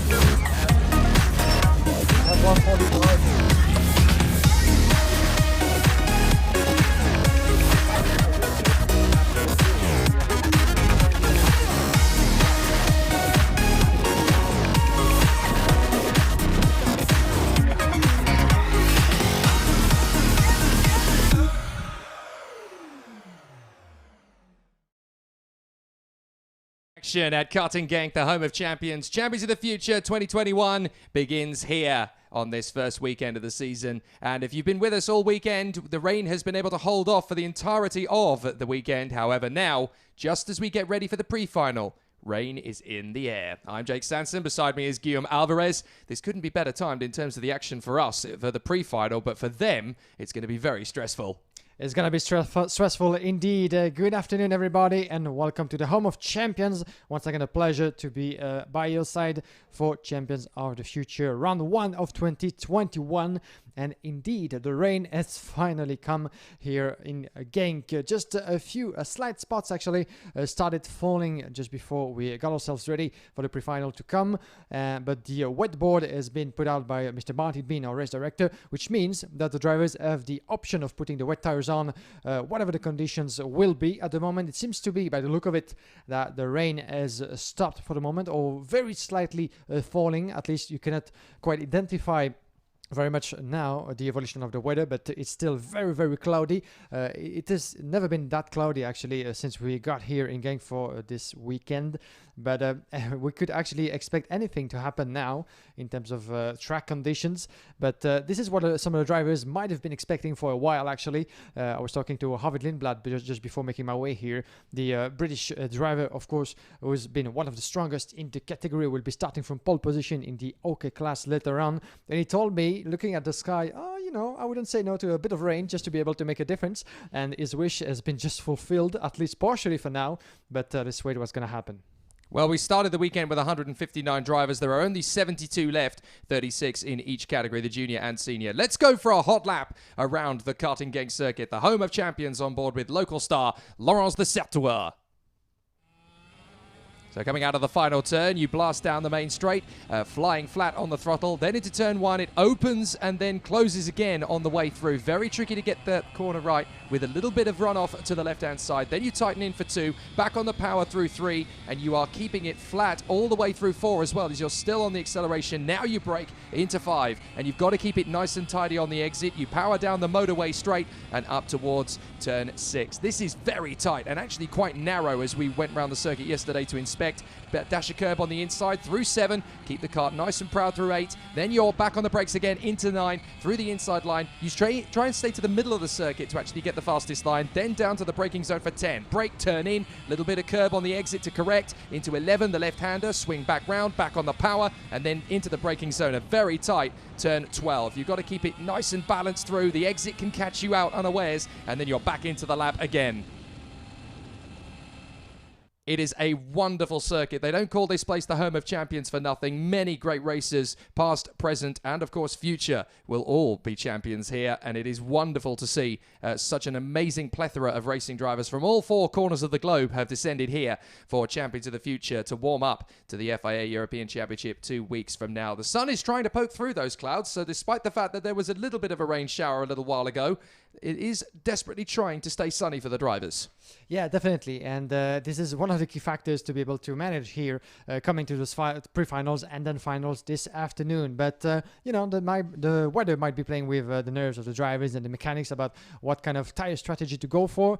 But, by the look of it, for now, this will stay on dry compounds, and the sun is coming back, as you said. So coming up is the pre-final of the OK Junior category, as we had only 30 drivers qualified for this race coming to this day, but we had the second chance heat this morning with top 6 drivers making their way through on this very grid. So this will be the 36 names that we're going to have battling for a position for the starting grid of the final. So that race, even though by the look of it, maybe not as important as the final, but still very crucial indeed, because a bad result in this pre-final, that means that you'll get to start from the back end of the grid coming to the most important race of the weekend. So still, all the drivers need to keep the focus on, and that will be interesting to see if the winners of the second chance heat will be able to actually translate their pace in this race into recovery into this pre-final coming up. So 36 drivers descend on the circuit. They are all on slick tyres. There is absolutely no question. Is there enough water on the circuit for wets? The answer is no, so they all go onto slicks. Sonny Smith and Julius Dennison from Keanu Blum and Alex Powell. Kian Nakamura Berta and Maxi Popov from Harley Keeble and Enzo Deligny. Freddie Slater and Rashid Aldeheri from Kirill Kutskov, Kai Sorensen, Renaud Frankert, Lucas Flusha, August Derbo, Yvan David, Matteo De Palo, and Alexander Gubenko. Then we have Matthias Ferreira from Dion Gouda, Guillaume Bozar, Zachary David, Dauda Decker, Jan Puchu, Kinu Alazari, Nachon Tunan, Jan Piralski, James Igodzi, Oscar Wurz, Raphael McIntyre. Then we have Maxim Rem, Akshay Bora, Gustav Wisniewski, Anatoly Kavalkin, Maxim Orlov, and Joel Bergström. Will McIntyre, to be perfectly correct, as we have 36 names on the track and somebody already in trouble, I'm afraid. One of the Car Republic drivers. Let's try to see who that is, but who's stuck in corner number 2. It's Ferreira. It's Matheus Ferreira, the Brazilian who is at Marshall Post 1. I can't believe it. He's not going to be able to start the pre-final. So Matheus Ferreira is already in dire straits and out of action on Marshall Post 1. That is an absolute disaster for the Brazilian, head in his hands. He is so absolutely frustrated. And you cannot blame him. He was looking reasonably good for this one as well. In the middle of the field, the Brazilian, with a great speed and pace and a chance to move through the field. But Matheus Ferreira, absolute disaster, head in his hands. It is all over for the pre-final, and that means that he will not get the chance to take the start. He will have to start the final from 36th and dead last. What a shame for the Brazilian. He was so strong this weekend. Yes, he was, and it's always, very much a shame indeed, not being able to compete before the lights go off, actually. And we've seen that happening a couple of times so far this weekend as the drivers make their way onto the motorway straight, as you can see, waving around the track to get the tires up to temperatures. Who will be able to beat Sonny Smith? He's been on top of the classification, on pole position for this race, with a great run of qualifying heats and 2 victories by his name yesterday. But Julius Dinesen has been able to put himself on the front row. We will be starting on the left side of the track, the right side of your picture if you're following us through the live streaming brought to you by RGMMC. So here come the drivers, and they're going to have to align themselves in order, with the pole sitter Sonny Smith pacing down all the others to give them enough time to get together. So always a pretty tricky exercise, of course, and we've had extra formation laps through the course of the weekend. Let's see if we can go right now for the first try. Here we go. This is Sonny Smith versus Julius Dinesen down the main straight. Looks like a good start to me. We're racing into the pre-final we go, and Sonny Smith's got a great start. Keanu Blum trying to get into second position, and already there's a couple of drivers tussling in the middle of the corner. Are there going to be a few drivers getting spat out onto the grass? Looks like they just about got through. No, they haven't. There's a spin. It's one of the Tony karts. It's Gubenko. Gubenko's gone around in the mid-pack, and we got 2 karts spun off there on the far side. That's the 110 of Jan Pizarovsky and Nashotunyon. So 2 karts gone off there as the rest of the field powers down the back straight. Sonny Smith desperately trying to keep the kart planted to the apex as he battles away with Keanu Blum, and already a big lunge forward. That's one of the Tony karts trying to creep up into 3rd position. I think that is one of the factory karts there in 3rd position, trying to see back to who it is. But here comes Keanu Blum on the inside of Sonny Smith, and he gets through. Goodness me, that was a close call. That was so tight indeed, but Keanu Blum, the pole sitters of this class on Friday, was able to take the lead before the end of the opening lap. Here we go, 1 lap in, and Keanu Blum is leading the way in front of Sonny Smith, but watch out, the 3 side by side on the way to turn number 1. Harley Keeble, Dinesen and Powell. Powell goes through around the inside up to 3rd position, beautifully made from the young Jamaican. And watch out, because Dinesen is going to try to fight back. Around the inside comes Harley Keeble as well. That's Freddie Slater as well, who went through and making up positions. As we have the 53s, there's this Harley Keeble battling down. We've got a big name in the pits as well. Kian Nakamura-Berta has pulled into the pits. He is a multiple winner over the weekend. So Kian Nakamura-Berta out of the race in frustration as he comes into the pits. What a disaster for the Japanese driver. He's peeled off after the first lap, so clearly he's got damage. And up to second, as we said before, is now Harley Keeble. So we've got Blum, Keeble, Smith, Powell, Slater and Julius Dinesen. Drivers trying to make their way up through the field. Rashid Aldeheri going well there in the top 10. His countryman Keanu Alajari battling away with his teammate Lucas Flusha as Aldeheri makes a move in the final corner to get through on his teammate. Now that is Enzo Deligny. So Deligny struggling for position. Here comes Keeble on the inside, and Keanu Blum storms into the lead on the exit of the first corner on lap 3. And there's another change for the lead indeed, with Keeble now leading the pack. Watch out for Keanu Blum. He's going to have to stay in the same pace and keep his distance, but maybe prepare for another move and an attack on the leader, as the two are trying to pull away from a group of 3 drivers, as we have Sonny Smith, Powell and Freddie Slater, the reigning world champion, after a tricky weekend with ups and downs in the qualifying heats, now very much on the pace and chasing Alex Powell, taking in sandwich. The 35 on the screen is Sonny Smith. He was starting from pole position, maybe not particularly happy about the way things are going. And there goes Slater on the inside of turn number 10. Beautifully made from Slater in front of Alex Powell, making a position up for 4th place. But watch out for the response of the young Jamaican, who's not able to go through in the closure of this lap. 3 laps in, as we have Keeble trying to pull away as he does. 0.3 of a second is not very much, and there goes Slater for another move. He's on a fantastic pace, the young British from RFM, making another position up to 3rd in front of Sonny Smith. This is a great run from Freddie Slater, up into 3rd position early doors, and he's worked his way up solidly from what was, of course, P9 on the starting grid. Here's Powell trying to get his run now on Sonny Smith down the motorway straight up to P6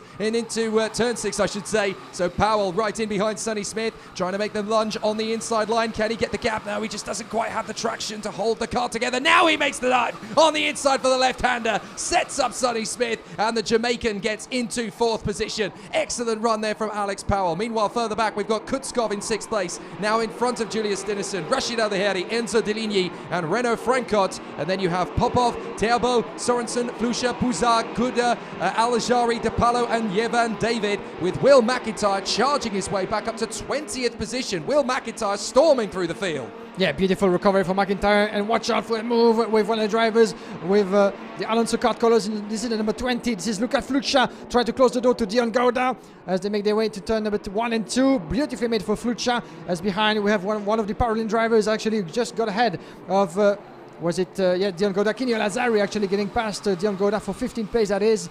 But let's watch out what's going to happen here in turn number 6, the number 18. This is happening further back as well. This is Maximilian Popov getting past Enzo Deligny, the young Frenchman who couldn't do anything in that very, very tight turn number 6 and 6A, shall we say, the S at the end of the motorway straight. Back with the leaders in the top group, as we have a Freddie Slater on your screen. He's trying to get close, and he's going to go for the move. He's going to go for the move. Slater in that straight in front of Keanu Blue.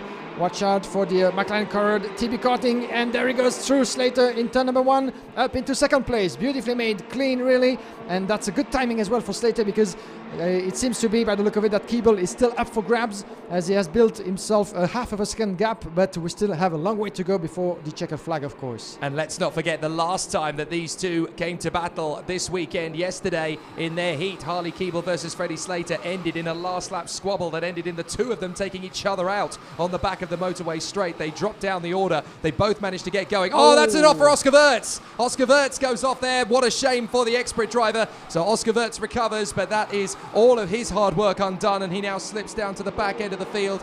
We've lost Nakamura Berta, we've lost Ferreira, Tunion, Pisarovsky, and local fans will be heartbroken because Due de Decker is right down to the back of the field as well. Something's happened to the BWT sponsored Kart Republic of Due de Decker, and he is now down at the tail end of the field. That is such a shame, because he was one of the fast drivers in the field. There's the move, a brilliant overtake from Kutskov as he now catches up to and passes Sonny Smith. So Smith is really struggling for pace. They must have got the tyre pressures wrong, maybe thinking that the rain was going to come back. It hasn't done.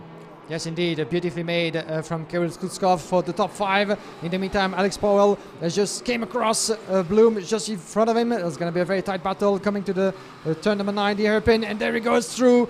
Alex Powell making a position up to 3rd place in front of Keanu Bloom, who was one of the fastest actually of this field coming to Friday in qualifying, but now is losing a bit of ground in another position to Alex Powell. Can actually Powell try to make the connection to the two leaders, Keeble and Slater, very, very close to each other. Let's have a look at the gap as they come across. This is 7 laps completed, lap number 8 and 0.3 of a second, so nothing still between Keeble and Slater, the two fellow countrymen, battling for what will be pole position for the final, of course. You know what, if we're ever going to get a Caribbean Junior World Champion, this could be the year for it to happen, and Alex Powell is certainly the man to pick up that mantle. The Jamaican up into 3rd position, chasing down the two Brits. Slater has already caught Keeble. Goodness me, he's got 6.5 laps still to get past him. He's got so much speed. They must have absolutely nailed the tyre pressures at Ricky Flynn, because this is absolutely monstrous pace from Freddie Slater. Harley Keeble is quick, Freddie Slater clearly quicker, and this is going to be the mother of all battles when Freddie Slater decides to make the move. The thing is, if he's got that raw pace over Keeble, he might just want to get past him nice and quickly and start to disappear, but Keeble will retaliate very quickly, so Slater needs to play the game here and try and figure out, does he want Keeble to put him into the same situation he put him in the heats, or does he want to catch him unawares, go for the overtake, and then just disappear? I'm guessing the latter. Yeah, absolutely. He might think twice before doing anything stupid. Freddie Slater on that one, knowing that Ali Keeble, whatever happens, will defend his position quite aggressively. That's the way he's driving. And Kai Sorensen, I'm afraid, has a warning flag, the young American, the 95. Where is he? Kai Sorensen actually not having the best of rates as he's lost 12 positions down to 24.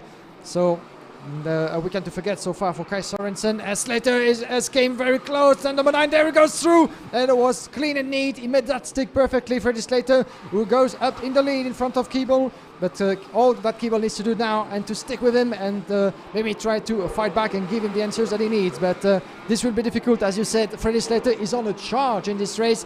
The ambition can be felt, and he's going to try to pull away, and he does already. Yeah, the gap's already opening up between Slater and Keeble. Look, it's got to a quarter of a second already, and Slater is absolutely charging away. He's got such good throttle control on the way out of the turns. He gets on the power fractionally quicker than his opposition, and he's able to extend that gap just little by little each time through. And this is really good work from Freddie Slater and from the Ricky Flynn Motorsport team. They've set him up beautifully for this pre-final. He's got himself a little bit of pace. Obviously, he's going to be cutting through the air in a more dramatic fashion than Harley Keeble. Keeble can use the toe, but Freddie Slater does seem to have raw pace on his own to try and stretch out the gap. It's going to take a while. It's going to take a couple of laps for him to really settle into the rhythm out front, but Harley Keeble is really struggling to stay with him. Look, we know Keeble is quick, but Slater's already starting to edge away. This is brilliant work from Freddie Slater. And quite impressive, knowing, you know, all the way they had to climb through this field, as he only qualified 23rd on Friday.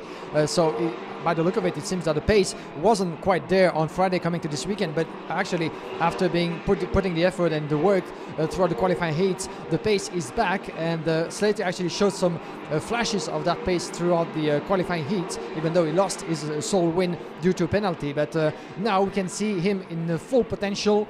And watch out, because Keeble actually is able to stay within his tail, and he still have a couple of laps left before the checkered flag, so maybe a few opportunities in the bag just to at least threat Slater and maybe go for the move. But watch out, because as we've seen in the qualifying heat, that could go either go or maybe on a very bad way, and those two actually took each other out as a recorder. Well, yeah, this history goes back further than yesterday's heat. Keeble and Slater have been racing each other on the paddocks of UK racetracks for a fair while before their European campaigns. So now they get to battle all over again, and they had some very cross words with each other after their heat yesterday. It didn't come to blows, but they were very clear to make it known to each other that they were not happy with the other's conduct. So it could be very interesting how tense this gets. Keeble has responded to Slater's pace. Powell third, Blum fourth, Kutskov, Smith, Popov, Dinesen, Flusha in ninth place from Buzar, then Gauda, Aldeheri in 12th, Deligny in 13th from Kubenko, Kavalkin, David and Matteo De Palo.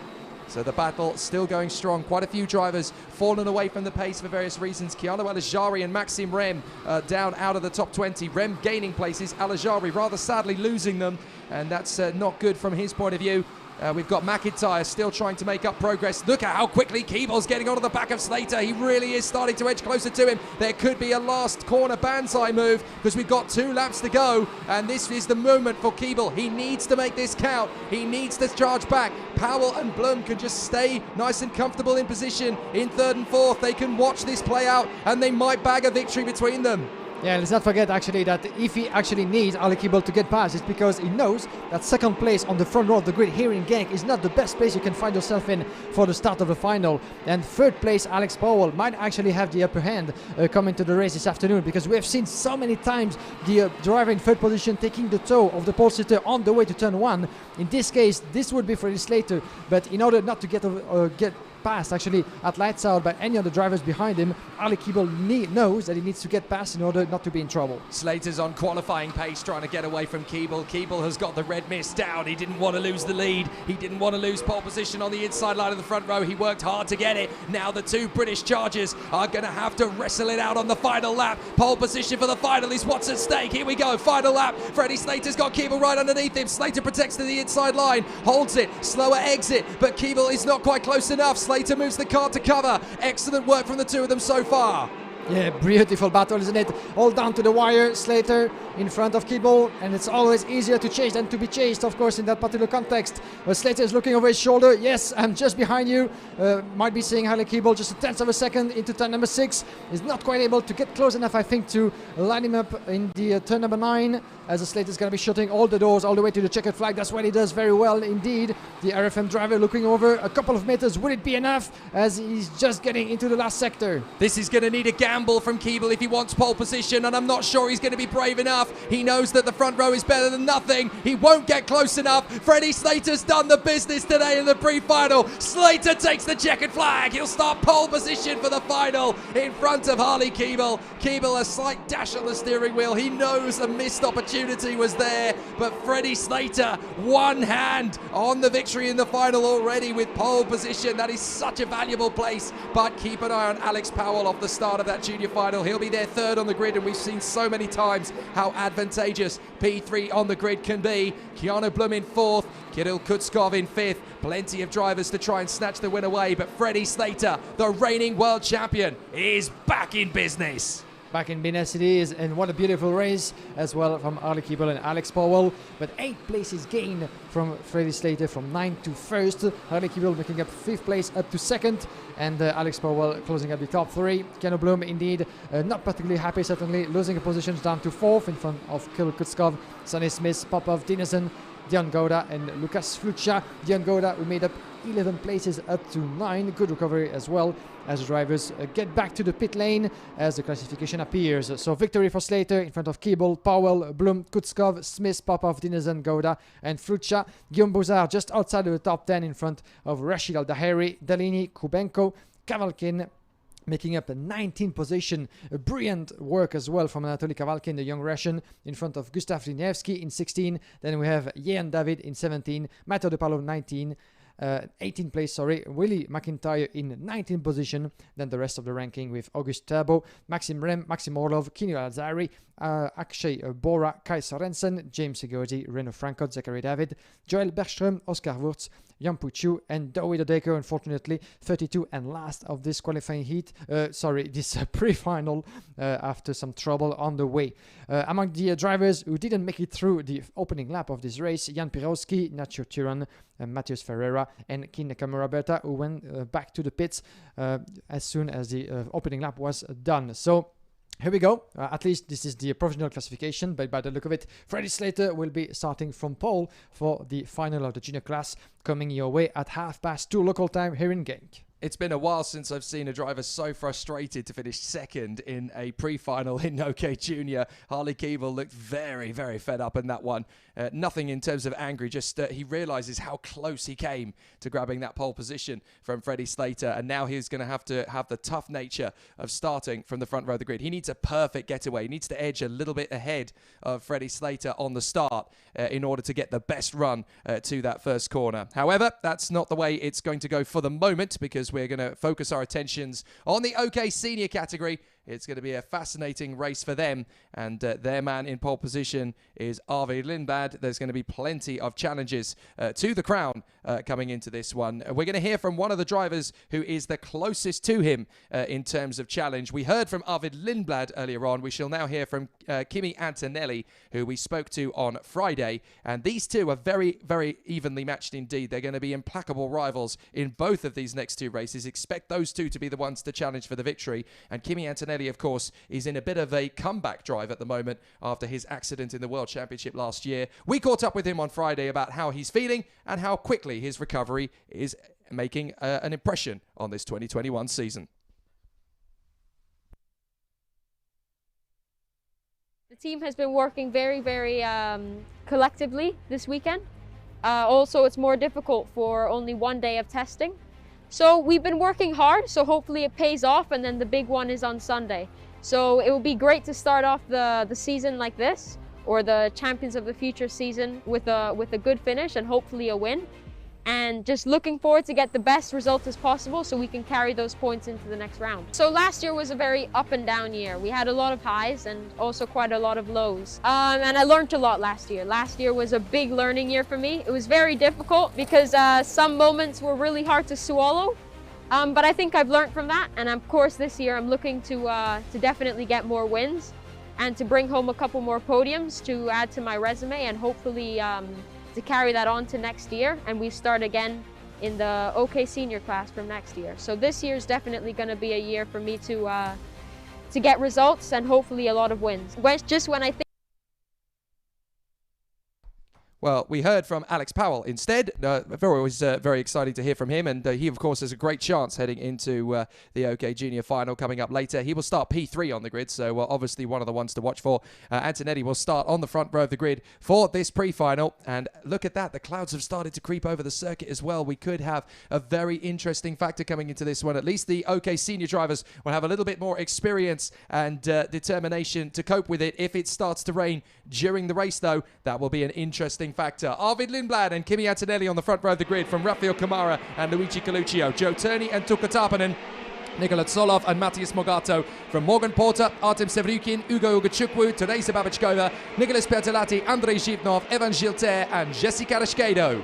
Then we have Karol Pasevich from Timotas Kucharczyk, Pedro Hilbrand from Rasmus Jocimis, followed by Hugo Valtanen, Martin Justensson, Lawrence Lesatua, Ariel Elkin, Eduardo Villa, James Wharton from Rafael Mondonesi, Casper Egman, Brando Balloway, Erlin Noendini, Norton Andriansen, Lars van Vark, Bruno Del Pino, Marlon Hernandez, Igor Chepil and Sebastian Gravlund, the top 6 at the end of the grid, of course, making their way through the pre-final after the second chance heat of this morning. So plenty of contenders, plenty of expectation, but also questions and answers in this very competitive OK field. But one thing is clear, the gap between Arvid Lindblad and Kimi Antonelli has never been so tight, and Arvid actually told us himself that of course he's gonna fight for the win in both races, but he recognized himself that it's gonna be a very, very heavy and tight battle, not only against Antonelli, of course, but the rest of the field, with Rafael Camara being one of the fastest on track.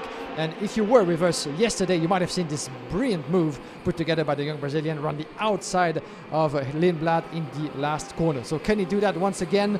We shall see in just a couple of laps. So for those wanting clarification from the second chance heat about Bruno Del Pino, did he overtake under yellow flag? The answer is no, he did not in the end. It was at turn 2 the yellow flag was, not at turn 1. So the move that he made was in fact legal.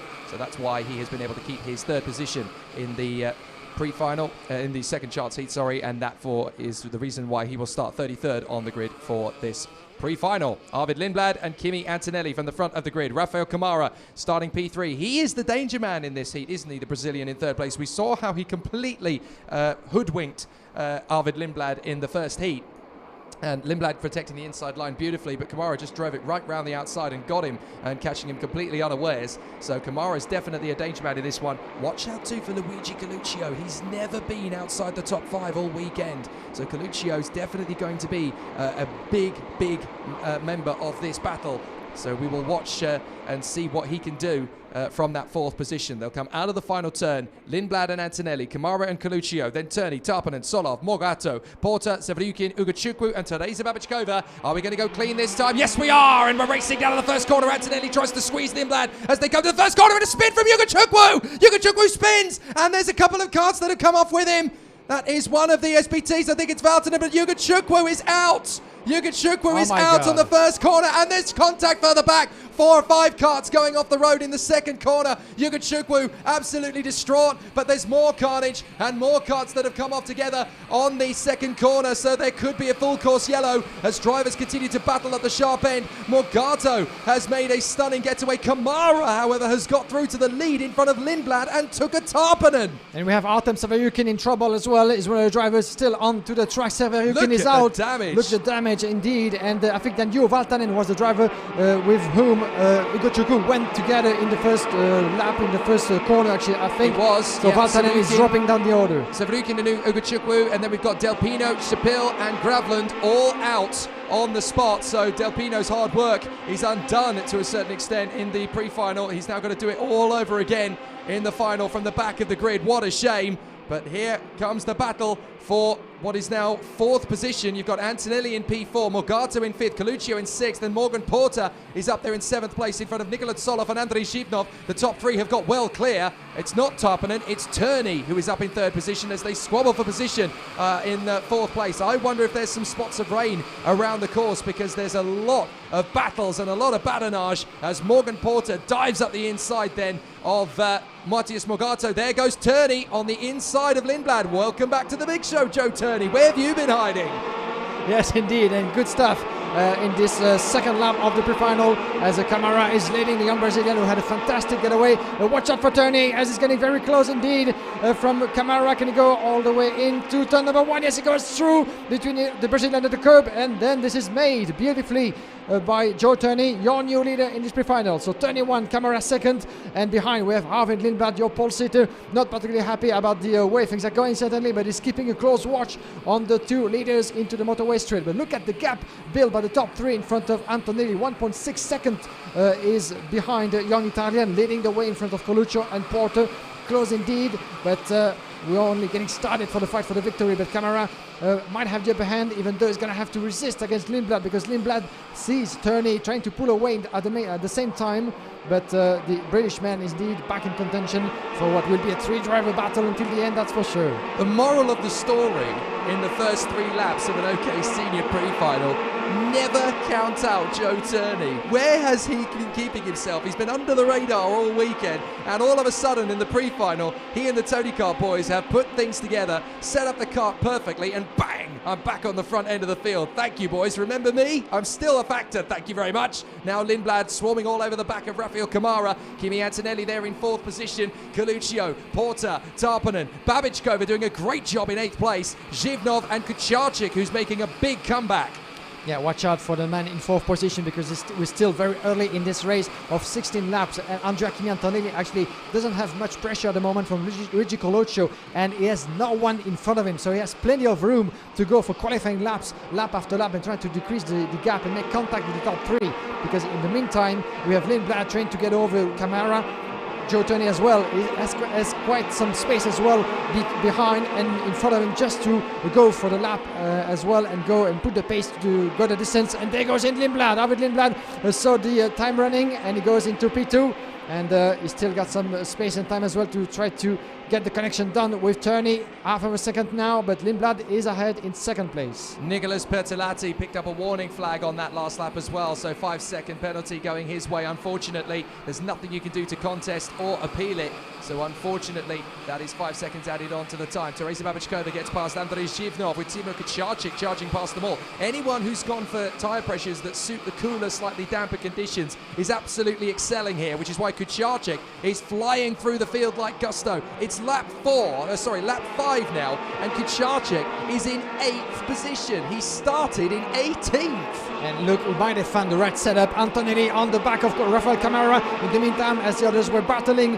Antonelli was able to put on the pace, and he might want to go run inside of the Brazilian in turn number 1. So we have Antonelli up in 3rd, and confirmation 53.4. That's the fastest lap put out by the young Italian out there. He had the room, and he just went from 1.6 to just a couple of tenths of a second behind the Brazilian, and he made the move just stick beautifully. So Antonelli back in contention, back in the battle for the victory, and Lindblad might start to worry actually, because he's gonna see the actually one of his teammates from Czech Republic trying to get closer and closer as the race goes by, and Lindblad might have, of course, other things in mind as he's trying to get close to Turney. 6 tenths still, but Turney has the upper hand. Do you know what? This race is all about setup, the pre-final, because some of the big names that were real factors at the start of this pre-final have suddenly disappeared down the order. You've got Morgato has drifted backwards, so too has Nikola Tsolov, the Bulgarian Lion. Bertolatti's losing ground, Evan Gilter's losing ground. Jessica Rashkedo has gone all the way down to 29th, so some big losses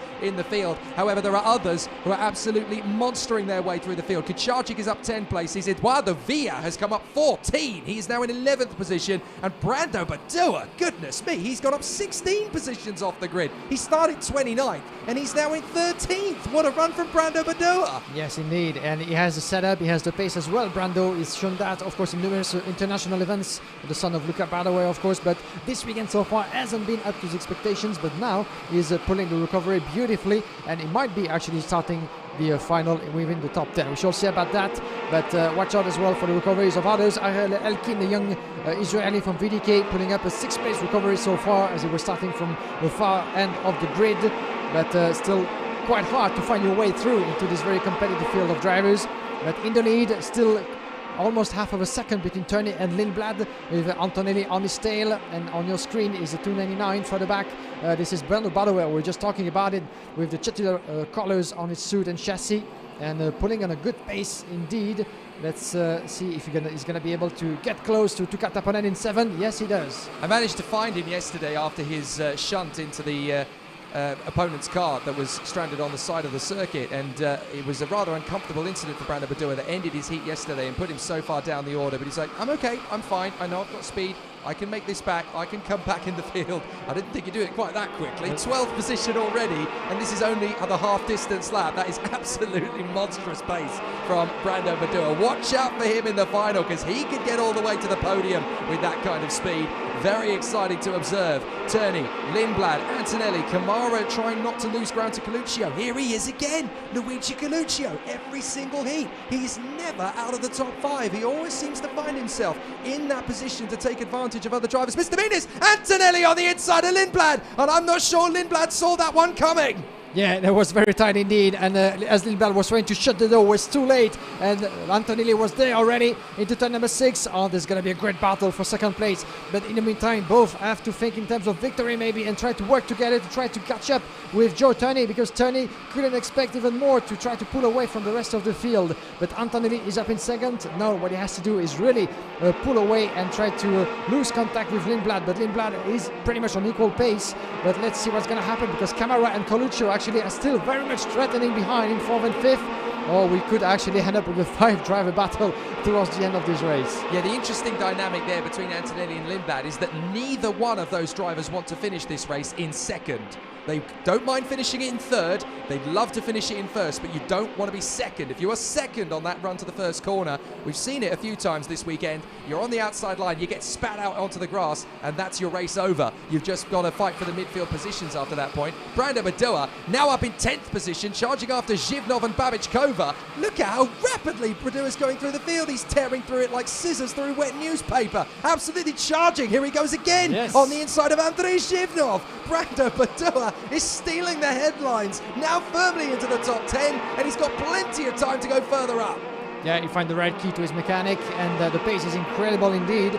And watch out for the young Italian coming to the final, because if he's able to keep that momentum going, he will be very much a threat for the contenders ahead of him. So he's not done yet. 10 laps in. And this is lap in number 11 as the checkered flag is getting near, and Brando Badaway is still on the charge with just in front of him Teresa Babikova and Tuka Stapanen, as well as Morgan Porter. As we have the 247 on your screen is happening further back. I think this was 247. Let's see what this is. It's Joe Turney. Oh, Joe Turney. My apologies. Antonelli's I was caught him distracted up. over there. This is your leader actually, and Antonelli getting close for 0.2 of a second. And watch out, because Antonelli is very fast indeed, getting close into turn number 9.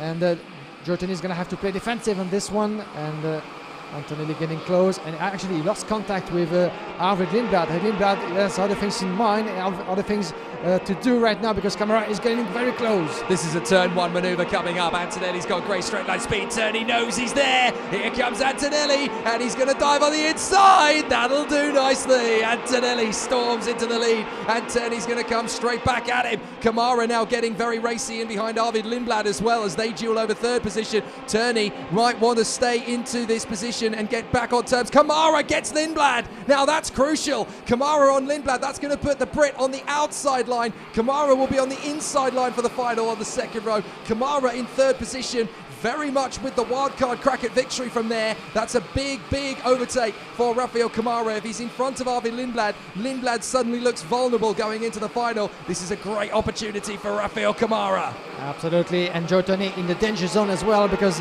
if it stays like this, he will be starting from the outside of the front row, on the outside on the way to turn number 1. So definitely not the position that he wants. So we're not there yet, of course, still a couple of laps already before the checkered flag. And watch out for Coluccio, under the pressure from Morgan Porter just behind, the young British, who's going to try to go get past the Italian. This is a battle for 5th place, but if Coluccio in the meantime can get close to Lindblad, that would mean a bit more trouble for the young Brit.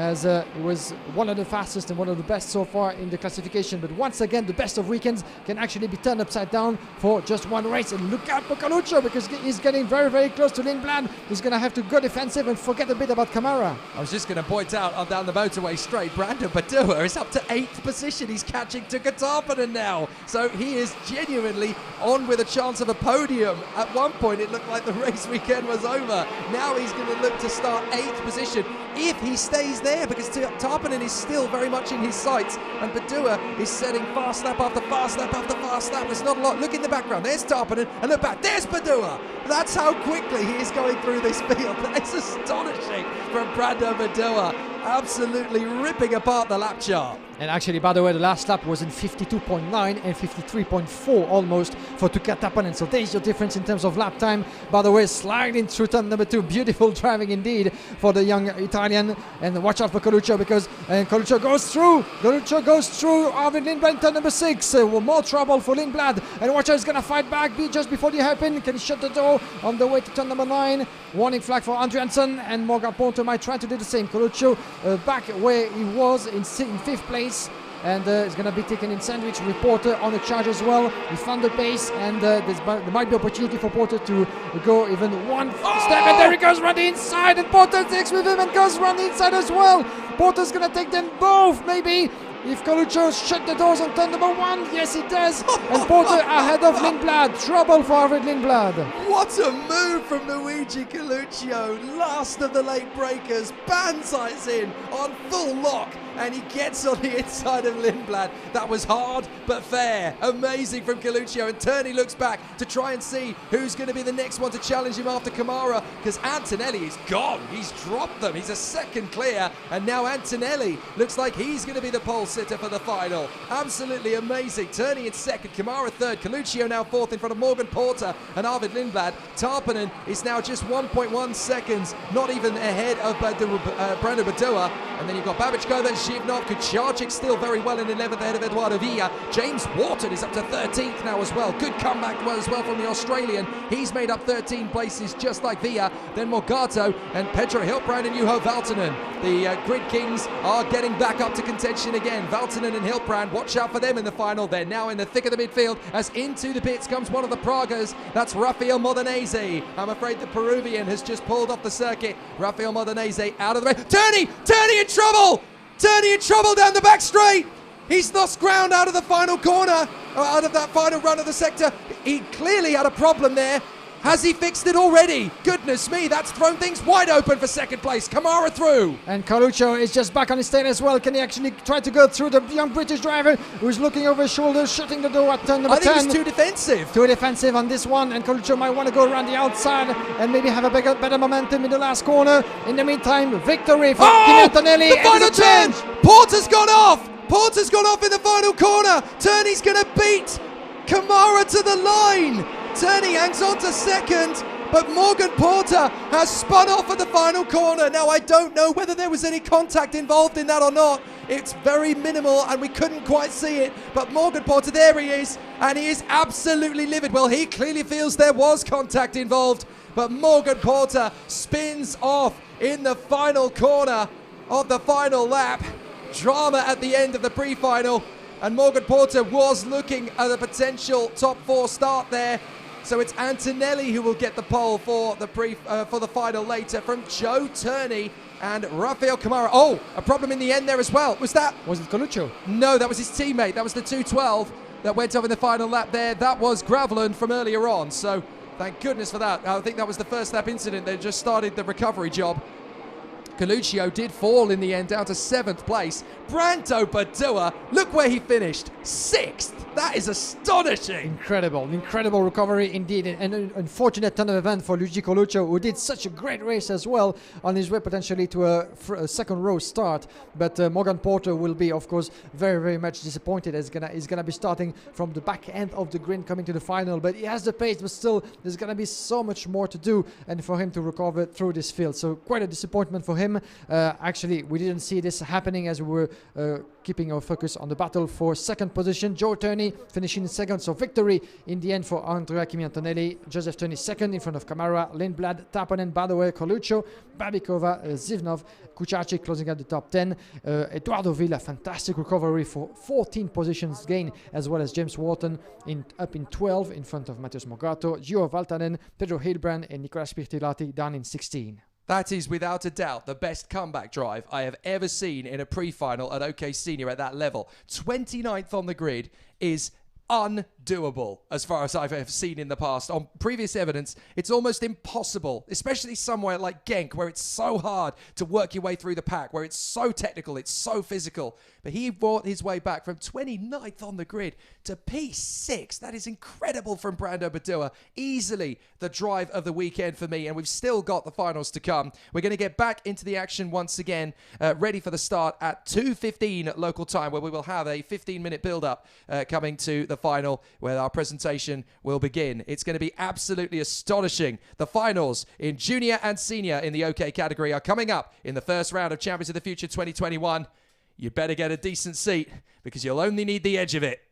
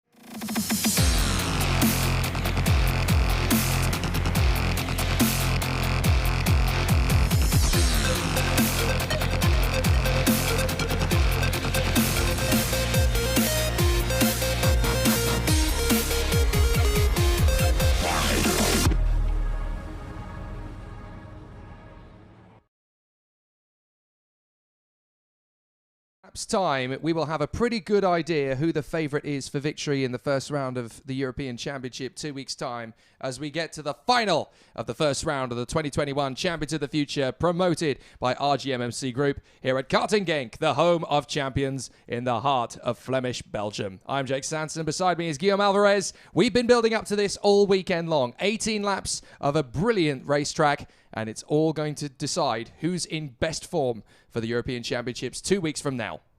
Yes, indeed. Good afternoon once again, everybody. Goedemiddag et bonjour à toutes et tous. Welcome in the home of champions.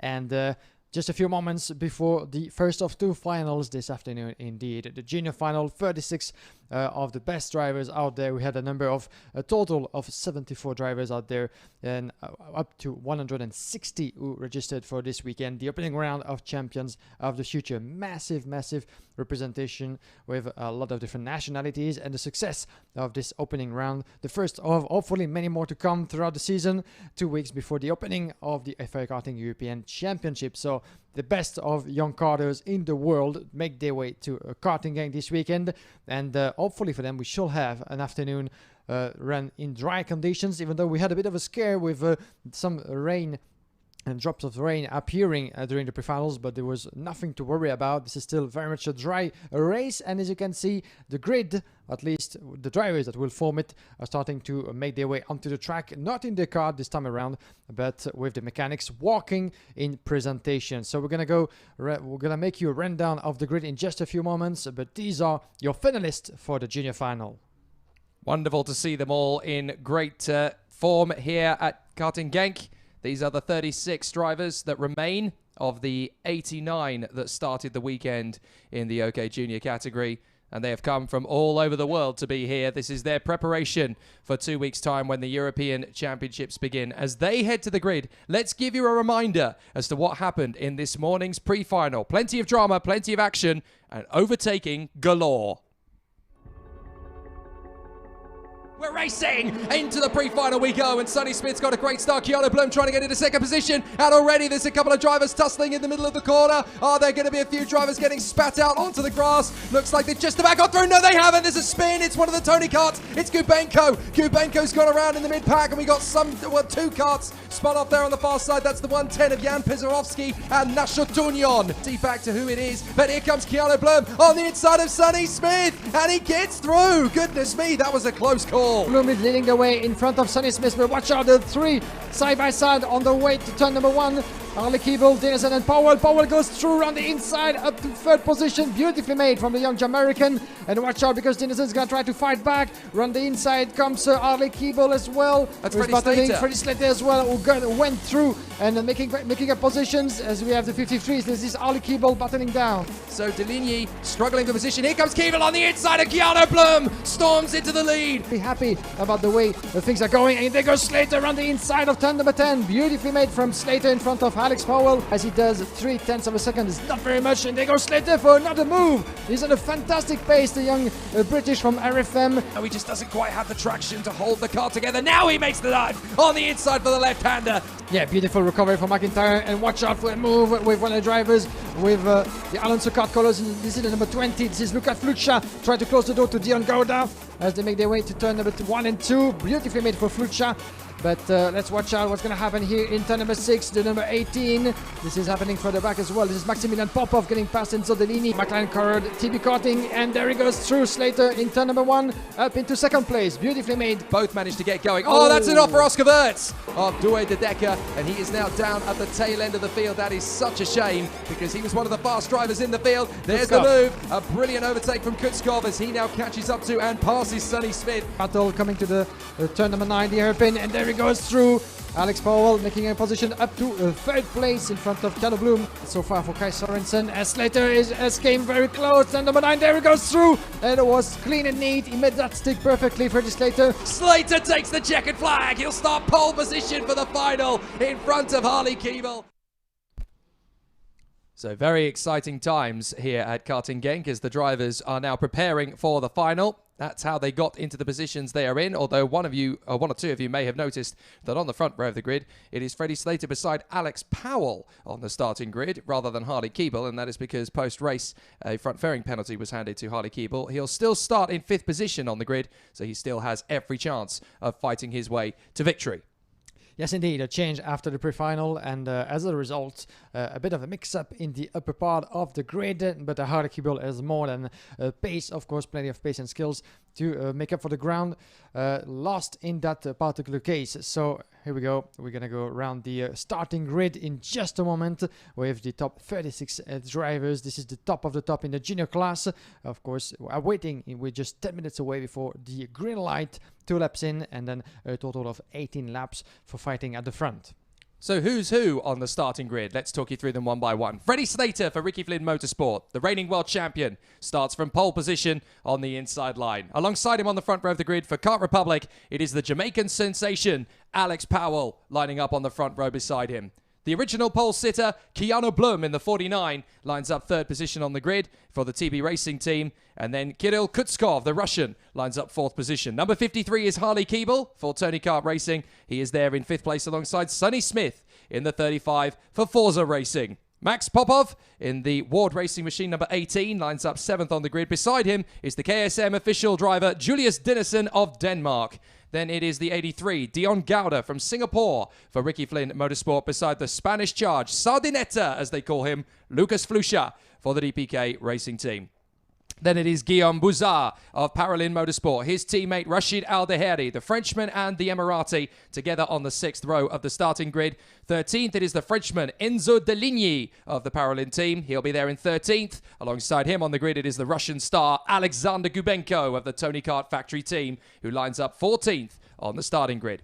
15th place, it is the Sri Lankan sensation Yavan David, the highest driver from his nation in world karting history. 15th on the starting grid. Beside him, it is the 34 of Matteo De Palo for Kart Republic, the Italian doing a great job so far. Will McIntyre is back, and the 101 is 17th on the grid, ready to charge his way forward for the Birolart Factory team. Beside him, August Thurbo, the Danish driver for Ward Racing in number 16. Then it's the 84 of Maxim Rem, the German, who's been charging his way back for Ricky Flynn Motorsport from the second chance heat, now back to the midfield. How far can he climb in the final? Beside him, it is Anatoly Kavalkin of the Paralin Motorsport team. The Russian starts P20. 39 is Gustav Wisniewski of the Sauber Orlen karting team. He'll be there together on the grid with Maxim Orlov of the Paralin Motorsport team, kart number 94. Then it is the recent United Arab Emirates champion, Kiano Alajari. He lines up there on the 62, the DPK Racing kart, the Alonso kart chassis, beside Akshay Bora for Kart Republic Motorsport. The Singaporean is there in 24th on the grid. Renault Francote, fighting fit all weekend for the Expert Racing Factory team. He lines up beside the 95 from the United States. It's Kai Sorensen, who is there in 26th on the grid. Then it is the privateer, the Swedish charge, Joel Bergström, who has been awesome this weekend, the 27th position for him. And then alongside him on the grid, it is the Austrian star, Oscar Wirtz of the Expert Racing team. He will be there on row 14 of the grid. Yan Puchu of Kart Republic Motorsport, the Chinese driver, lines up 24th on the grid, and he will definitely be making a charge back through the field. Alongside him is the Italian star, Luis Egozzi, and he'll be there 30th on the grid. Then it is Due De Decker, the home hero for Kart Republic Motorsport in the BWT colour scheme. He lives just a stone's throw away from here, and the number 31 will be P31 on the grid. Zach David of the Philippines lines up 32nd on the grid, in his Kart Republic number 22. Then it will be Kian Nakamura Berta, the young man from Japan, based in Britain, of course. He lines up 33rd on the starting grid. Beside him is Matias Ferreira, the Brazilian, with a lot of work to do from the 17th row of the grid, but he is one of those who can make it happen. And on the back row of the grid, it is the Spanish driver Nacho Tunion, who lines up 35th on the starting grid. And beside him, it is the new man in at the Tony Kart Factory team from Poland, and that is Jan Pierzarowski. What a grid, what a field, and an incredible quality of driving standards that we have in 2021's OK Junior category. An incredible quality indeed. The 36 best of them in the end. In the beginning, there were 89 of them, just 36 in the end of this brilliant weekend. And what an exciting racing we've had so far through the qualifying heats of yesterday and Friday as well. 21 qualifying races. Then the top 30 qualified at the end for the pre-final, joined by the top 6 drivers of the second chance heat this morning. 36 in total for the most important of all competitions and races this weekend. So we cannot wait to see what's going to happen between those two on your screen, especially the two front runners with Alex Powell and Freddie Slater, 26. Alex Powell from Jamaica and Freddie Slater from Britain, the 127 from Brickerfield Motorsport. The pole sitter, of course, Freddie Slater will be starting from the right side of the track, the left side of your picture if you're following us through the live streaming, and this will be certainly, of course, the best position on the way to turn number 1. Alex Powell is going to have a hard time, of course, defending himself behind with the charging of the others behind, but watch out as well for Keanu Bloom from 3rd position, because he might be able, I'm just saying might, because in theory he might be able to take the toe on Freddie Slater and get past Alex Powell, who has no intention at all to let that happen. Of course, this will be in just a few moments the starting procedure of the OK Junior final here in Genk. Still pretty much dry conditions. Everybody's getting ready. The focus is on. The tension is rising, and by the look of it, on the from our perspective, everybody looks quiet and ready. But inside, it's in flame. Now, of course, you've got to remember that in the Champions of the Future category, it's a little bit different to that of the FIA karting points scoring system. You score points for the pre-final and the final. And the points that were scored in the pre-final were based on the finishing positions. So obviously, technically at this moment, Freddie Slater leads the title race on 36 points. Alex Powell has 35. Keanu Bloom has 34, and so on, all the way down to 1 point for the driver in 36th in the title fight. And that, of course, is Jan Pierzorowski. And there are more points available for the final. So it's about making sure you score as many points as possible across the two finals. The pre-final giving you fewer points on the board than the main final. But it's definitely a great opportunity for everybody to salvage something from each weekend. And there have been so many winners already over the course of the weekend. Right from the word go, it's been very exciting to see how drivers have progressed. And right from Friday in the first qualifying session, we've had many different drivers topping the table. Yeah, absolutely. And a total of 11 winners throughout the qualifying heats of this category, with the names, the likes of Sonny Smith, Lucas Flucha, Rashi Al-Daheri, Keanu Bloom, of course, from pole position, was able to get one in the bag as well. Kin Nakamura Berta had 2 qualifying heats victories on his own, but unfortunately was unlucky in the pre-final, and is going to have a lot to recover into this field. Julius Dennison, of course, among the race winners this weekend. And, funny fact, actually, that Freddie Slater, who's starting from pole position, did have a win on track yesterday, but he lost it due to a penalty. And the first race that he actually won this weekend was the pre-final of today. So might it be the first of 2 victories today? That remains to be seen, of course, after the 18 laps of this final. But, he's been able to put on the pace, put on the effort, knowing that he only clocked the 23rd best time in qualifying on Friday. So a long way back, actually, as Freddie Slater been able to come back from. So a lot of effort put together by the young Brit and rewarded by the pole position for this race. But the hardest part is yet to come for those young drivers of the junior class, that's for sure. And there's going to be a lot of opposition coming from behind. It's a good point related to Freddie Slater. He may not have won many of the battles this weekend, but he may be about to win the war. That is the big key factor as they head into the final. There's 35 very motivated drivers who want to take it from him. He's got the best opportunity heading to the first corner first, that is for sure. And Freddie Slater has been here in the pressure cooker many times before. Then so too have many of the drivers around him. Alex Powell has been there and done it all over the course of 2020. Had triumph and defeat many times over. As to have the likes of Harley Keeble and Sonny Smith, but those two are really starting to taste victory in the OK Junior category consistently for the first time in 2021, which is excellent news for them. But Freddie Slater, despite his opposition being slightly different for 2021 compared to last year, is under no illusions at all that this is not going to be an easy victory. And it's great preparation for what we will see from the boys and girls out there in 2021's European Championship, which will take place 2 weeks from now to start in Genk. Here we go. The OK Junior final of the first 2021 Champions of the Future season race is about to get underway. And boy, oh boy, is it going to give you plenty of drama and action and plenty of intensity and excitement. Here we go. Freddie Slater and Alex Powell on the front of the grid from Keanu Blum and Kirill Kutskov. Harley Keeble and Sonny Smith from Max Popov and Julius Dennison. Dion Garda and Lucas Flusha, Guillaume Bouzard and Rashid Aldeheri. Enzo Deligny, Alex Kubenko, Yvan David, Matteo De Palo, Will McIntyre and August Derbo. Then we have Maxim Rem from Anatoly Kavalkin, from Gustav Winevsky, Maxim Orlov, Kinu Alazari, Ashkai Borat, Reno Franco, Kai Sorensen, Joel Bergström, Oscar Wurz, Jan Puchu, James Godzi, David Adeker, Zachary David, Kin Nakamura Berta, Matheus Ferreira, Nathan Tunen, and Jan Przewalski. 36 of them, and everybody was able to get going for the first of 2 warm-up laps. The first one, of course, the in-lap to get your tires up to temperature. The second one, halfway through it to get the grid formation done. And Martin Bean, of course, and Fabien Euchon, both of our racing directors for this weekend, will have all the eyes open just to make sure that the proceedings are done the right way.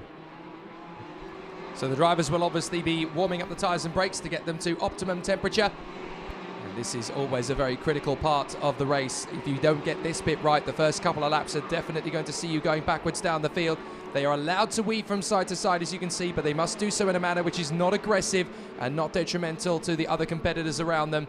Great to see so many fantastic drivers from all 4 corners of the globe, and we know that there are many people watching from far and wide, from North and South America, from all over Europe, from all over Asia, from all over Australasia and various parts of Africa as well. And hello to all those of you who are watching, wherever you are watching around the world. This is the preview, the curtain raiser to the OK Junior and OK European seasons. This is the OK Junior final, and this gives us a little bit of an indication as to what will happen in the European Championship 2 weeks from now. It's not a guarantee, and we saw that last year in both Champions of the Future weekends. The winner in the OK Junior final was not necessarily the winner in the European Championship and World Championship finals that followed them.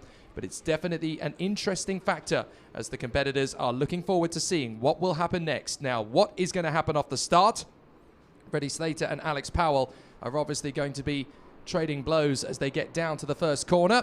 They're going to be very close together off the line, but obviously they have to stay in their tram lines until the red lights go out. They are held in position, and now they have to back themselves into their 2 tram lines. Alex Powell will go to the left of Freddie Slater, and the field will form up out of the final turn. Freddie Slater and Alex Powell controlling the pace. We might get a start here straight away. The engine revs are rising, and we're racing, and it's a fantastic start from the front for Freddie Slater. Keanu Blum trying to get straight into second position, dives up the inside line, and as the field knits their way through the first couple of corners, it's Harley Keeble who storms through to second place. He gets through past Keanu Blum, and so it's Slater and Keeble once again battling for victory for the 3rd time this weekend. And here we go, we are racing here in Genk, and someone was a bit wide into number 5. Oh, there's a bit of a contact. One of the Pro Lean Racing drivers over there, that's the 91, I'm afraid, who was down there. Let's try to see who that is. But this is Guillaume Bouzard, unfortunately, the young Frenchman who just got tangled over there on the way to the motorway straight. But in the meantime, great start indeed for the pole sitter on your picture, Freddie Slater. And Bouzard, just had a bit of a problem with his left front wheel, as you can see, completely bended as a result of a contact, I'm afraid, for Bouzard. In the meantime, this is 1 lap down already in this 18-lap race. The final is on in Genk, and Freddie Slater is on a charge, really, with the ambition of showing everybody that he's the man here this Sunday. But further back, Harley Keeble, a great start as well for the young Brit, up to second with 3 places gained, with Keanu Blum in third, Alex Powell, Maximilian Popov, followed by Kirill Kutskov, Dion Goda, Sonny Smith, Luca Flucha, and William McIntyre. That's your top 10. What an opening lap for McIntyre, who gained 7 places up to the top 10. He's on a mission as well. Even more impressive than that is Keanu Alazari. He's up 10 places off the grid in the opening lap. What a sensational start from the young man from Dubai as he charges his way forward. Here is the duel between Kutskov and Popov, the 2 Russians. They are now in 5th and 6th position position respectfully, with Kutskov getting past Popov, and now they're setting off the Keanu Blum and Alex Powell as they duel over third. So these two want to join the battle. Behind them, we have the 83 of Dion Gouda, then Sonny Smith, Will McIntyre, Lucas Flusha, Rashid Al-Daheri, Maxim Rem and Keanu Alajari, and there is a big squabble behind them, as I think we've got 92 Enzo Deligny trying to battle away with these drivers. In fact, Deligny has got past Keanu Alajari, and there's a long queue back to Yvan David,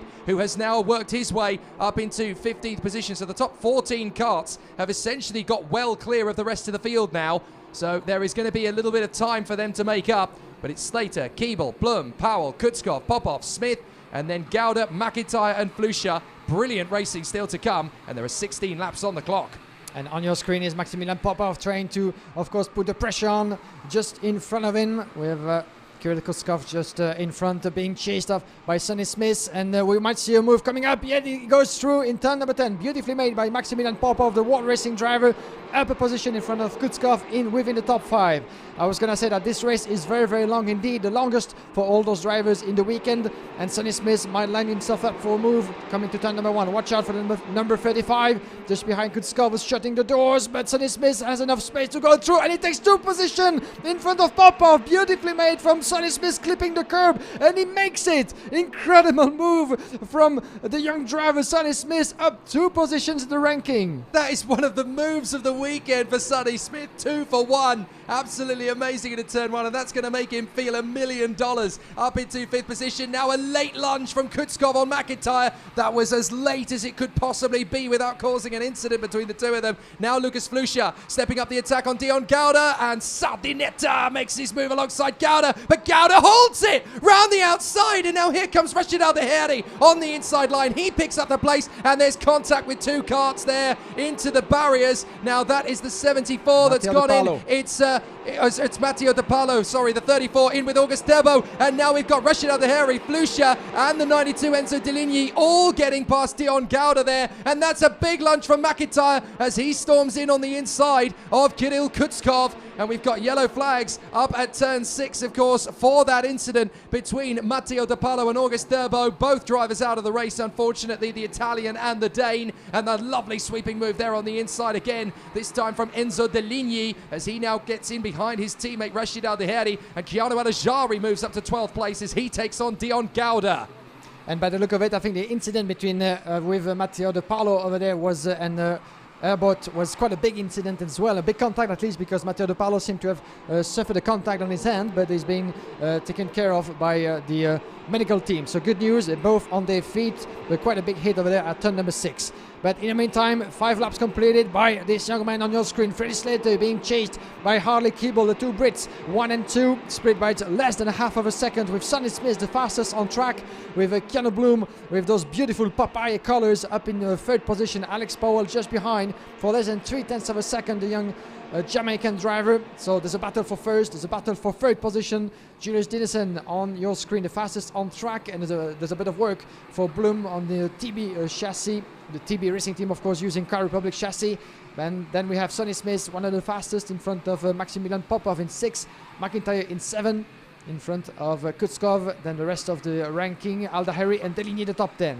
4 fantastic comeback drives so far to pick up on as we reach 1/3 distance. Will McIntyre up 10 places, now in P7, doing a fantastic job aboard the Birolot, under the tutelage, of course, this weekend of world champion and European champion in the gearbox, Marin Kramers. Julius Dinesen sadly picking up a warning flag. That comes with 5-second penalty attached to it that cannot be contested or appealed. The other 3 comeback drives of note, Keanu Alajari is up 11 places now, up into P12, doing a fantastic job, going cannonball with his teammate Lucas Flusha as the 2 Alonso karts charge their way through the field with gusto and determination. Then 13 places made up for Kian Nakamura Berta in the Forza Racing kart. He has worked his way up to 20th now, which is very good work indeed for him, from 33rd on the grid. And Zach David is up 11 places. He's now 21st. So some great comeback drives through the field. A few other drivers picking up some places as well. Renault Franco's up 8 and Maxim Rem up 5. But there's still a long way to go, and we are about to complete lap 7 of 18. Still lots left to do.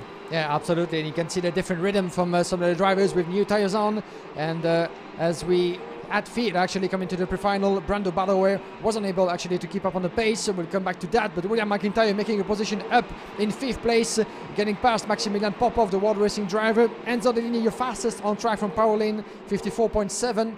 Enzo Dellini, who's running in 9th place at the moment. On your picture is the 49. This is Keelan Bloom, still under a lot of pressure from Alex Powell into turn number 5.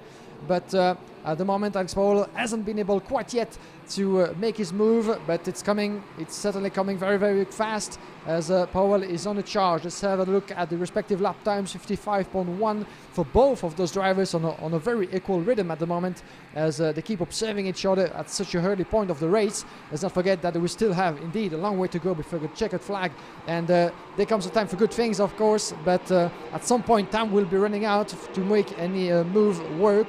And of course having enough of a space before the end of the race to make connection with the rest of the field. But at the moment we have 2 battles. This one on your screen for the leadership, and watch out because Powell goes through. Change for position for 3rd. Alex Powell couldn't wait any longer. He knows that the gap is getting a little bit too big for his appreciation between himself and Harley Keeble, up to 1.6 seconds. That's a little bit too much, but still quite a lot of laps to try to decrease that. But for that, he needed just to get past Bloom, and that's just business done. And Harley Keeble and Freddie Slater are tightening up together in their first battle. They came together, but Harley Keeble beat Freddie Slater across the line. In their second encounter, Freddie Slater was able to edge Harley Keeble out for the win in the last race, the pre-final. This time, it is Harley Keeble coming back to Freddie Slater, and let's not forget that there are points on the line to win the Champions of the Future 2021 series.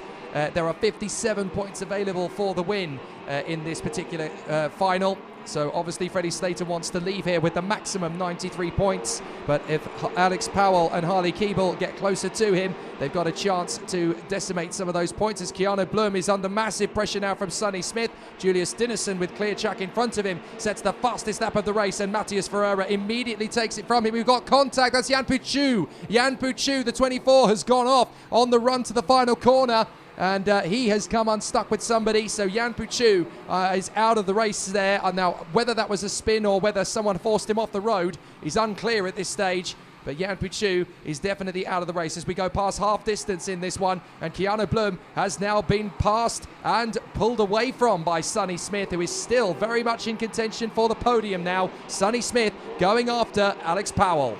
Just half of a second between Powell and Smith as he just made his move stick with Bloom indeed. As you can see, a 3-driver battle, the group between the 2 leaders on your screen, Slater and Keeble, that have been observing each other for most of the race so far, as we just got past halfway through.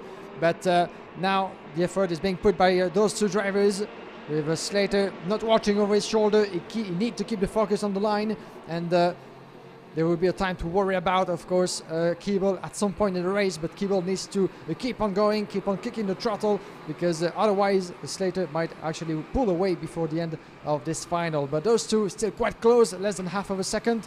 2 seconds down is Alex Powell. Can actually Paul try to make the connection with the 2 leaders? That remains to be seen, because he has the pressure of Sonny Smith in 4th place just behind. So not quite easy. 2 seconds and more than that is a huge gap at some point. So the 3rd place of the podium still very much into question, because between Powell and Smith, but Keanu Blue has just lost a bit of ground, as it seems, in the past lap. Watch out for Smith, who might want to go from the inside of Powell. Those 2 are very close together in turn number 2. It's all about momentum, isn't it, in that first part of the track, because otherwise Sonny Smith might be in a good position to go for the move in the straight. There he goes, as I was just saying. He gets past up into 3rd place, and the podium has changed order right now. Excellent move from Sonny Smith. Alex Powell is not done by any stretch of the imagination. He's still fighting fit. There's a great battle going on for 11th position at the moment between Julius Dinnerson and Keanu Alazari. They are swapping places like there is no life depending on it. Absolutely amazing stuff. Really pushing on those 2. Slater and Keeble still stretching out the gap to Sonny Smith. The gap is 2.2 seconds now. Smith trying to stay in the hunt just in case there's fisticuffs up front. And let's be fair, between Slater and Keeble, we've seen it before, not just this weekend, but in the past back in the UK as well. So Slater and Keeble definitely going to have an interesting battle at the office here. Smith in 2nd, Powell in 3rd, Keanu Bloom in 4th. Will McIntyre doing a brilliant job in 6th position behind Keanu Bloom. And then Popov, Rashid Al-Daheri. You've got Deligny, Kutskov, Dinnerson, Azjari, Flusha, Gouda, Frankert, and Javan David with Maxim Rem. Watching the midfield battle, this is Due de Decker in between a rock and a hard place. You've got the 54 in there with him, that's Igozi, and Anatoly Kavalkin up the road. He's trying to shake off Kai Sorensen as well. So there's great racing, not just in the front of the pack, but also in the background. And Due de Decker, well, that's one way to get an overtaking move done. I'm not sure it's the right one. And I'm afraid that for that... Oh, and he gets his recompense! Look at that!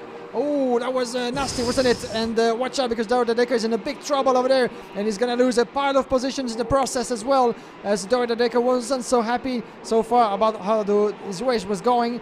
And what I was going to say is, I'm afraid in the contact that we've seen in just turn number 5, I think the front fairing just got detached in the process. So I'm afraid that's going to be 5-second penalty for Due de Decker.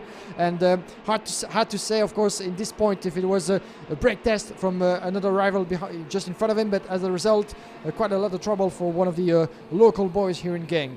So they continue on their way. Look at this battle down the back straight. You've got Rashid Al-Daheri trying to shape his way through as Maxim Popov and his teammate Enzo Deligny try and get through. This could be some interesting teamwork. And look at that. Rashid Al-Daheri has held up Popov, and Enzo Deligny has come through on the inside. Great teamwork between those two as Al-Daheri compresses Popov, gives Deligny the chance to get through on the inside. That is tag teaming from Parolin. That is absolutely brilliant indeed. I wonder if they discussed this just before the race. I doubt it very much, but as it turns out, this is a good move indeed for the two teammates of Parolins, and Papa's going to have to do it all over again as we have William McIntyre goes around the inside of Kilnblom. This is a battle for 5th, and we have McIntyre up into the top 5. Incredible considering all the trouble that McIntyre ran into throughout the weekend, and now is back into contention for what could be, I shall say, a podium, even though he still has a couple of tenths of a second to catch on Alex Powell. Sonny Smith trying to increase his gap as well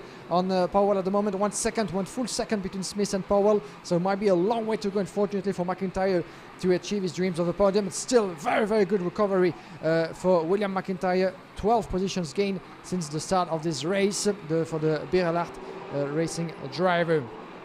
Yeah, McIntyre can be very impressed with himself here, finding his way back to 5th position in the final. Never easy, but he has got good resolve, good determination, and sheer grit in that kart. So he is working his way back to position, and it's wonderful. It's like old times in the British series up at the front end of the field. You've got Slater, you've got Keeble, you've got Smith, you've got McIntyre. These guys were cutting their teeth as cadets years ago, and now here they are in OK Junior, and this era returns. Absolutely fantastic. All you've got to do is add Aiden Neat into that mix, and you've got the whole set. But he is obviously now racing cars in France at the moment in the F4. So brilliant battle for them.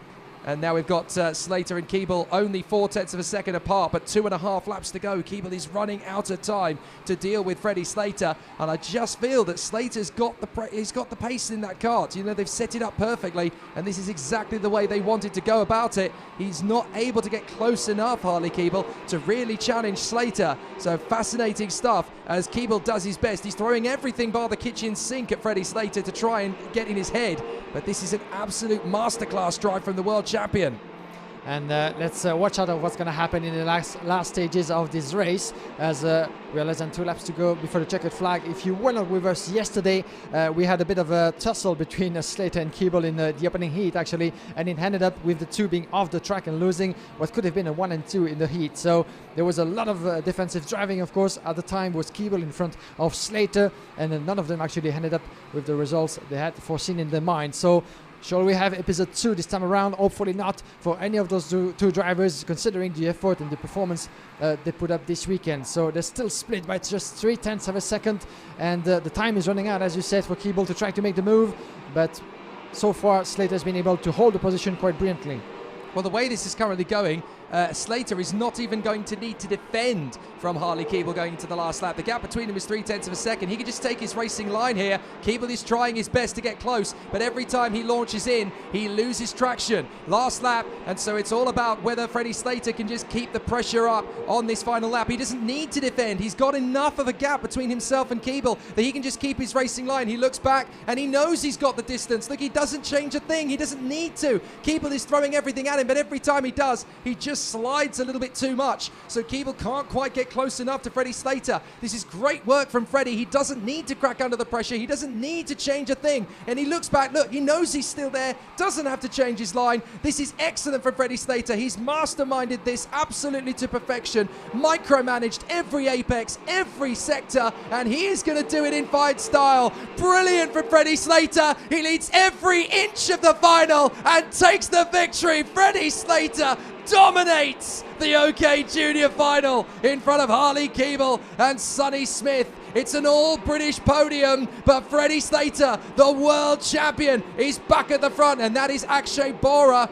So Akshay Bora's had an incident after the flag, but Freddie Slater, the world champion, is in first position. What a way to warm up for the European Championships. Catch him if you can.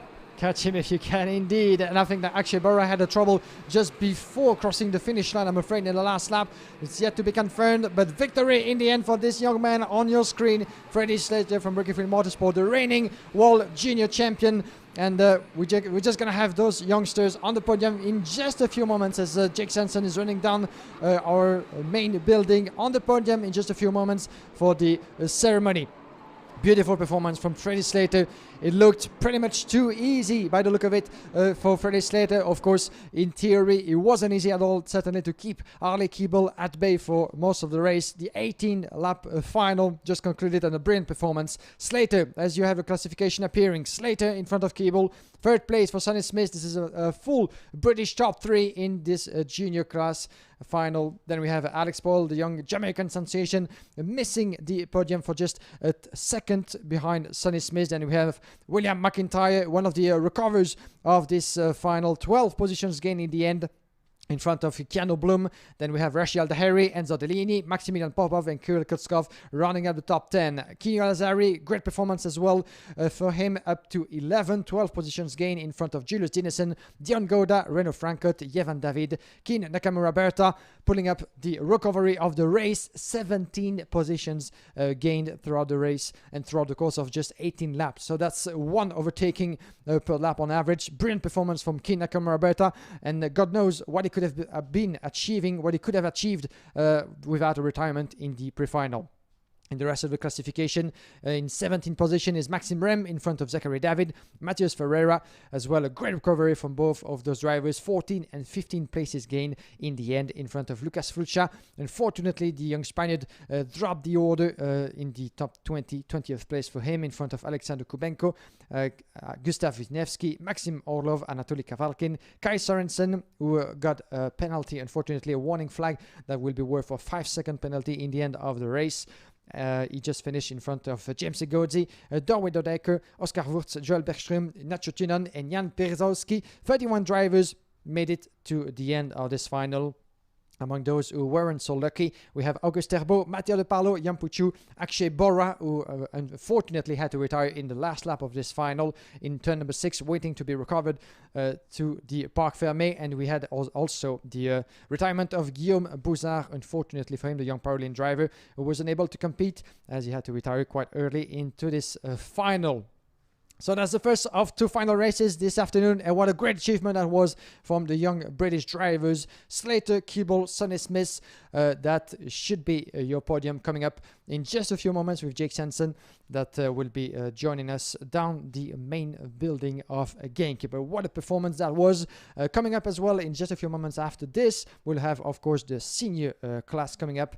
The last race already of what has been a great racing spectacle all throughout the weekend. A total of 28 races that the drivers, the 160 drivers, had to perform from Friday until today, Sunday in Genk.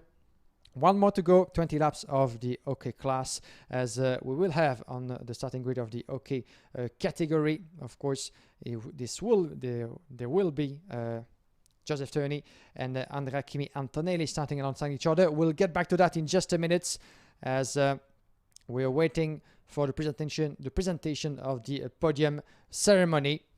Freddie Slater, Harley Keeble, Sonny Smith, as we are waiting, of course, for the young drivers to be gathered. And by the look of outside of my window, I can see our promoter, James Guider, actually, who have been running into the Parc Fermé to get the top 3 drivers with us. Freddie Slater, Harley Keeble, and Sonny Smith, who put up a performance.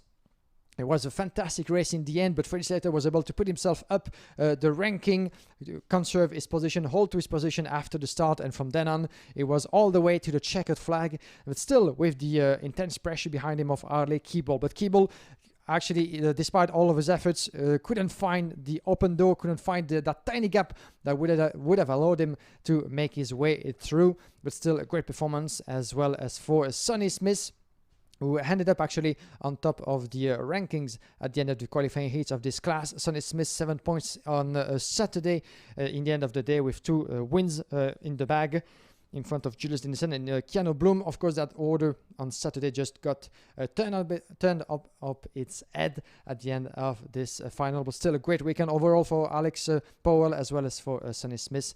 William McIntyre, one of the names to keep an eye on, of course, for the running of the FIA Karting Championship that will take place, as we said, in 2 weeks' time on this very track of Karting Genk. In the meantime, of course, all the classifications, provisional and official, are to be found on championskarting.com, the official website of Champions of the Future. Make sure to join us for this last race on Facebook, YouTube, of course, as well as on Instagram, to make sure not to miss anything that's happening here in Genk. Plenty of action, and that's really a first taste of what to expect for the rest of the season. The opening round of Champions of the Future here in Genk, hopefully the first of many races to come, apart as well from the FIA Karting Championships that will be once again this year promoted by RGMMC. So we're expecting the drivers anytime soon on track, as I'll give it over to Jake Sanson to present them, and it will be time to deliver the trophies for the well-deserving top 3 drivers of the junior class. Freddie Slater, who's starting his international season, on a great way, of course, as he ended up on the top of the podium in Portimao. And I think I just got the signal from Jake Sanson down there. He's ready to go with the podium ceremony.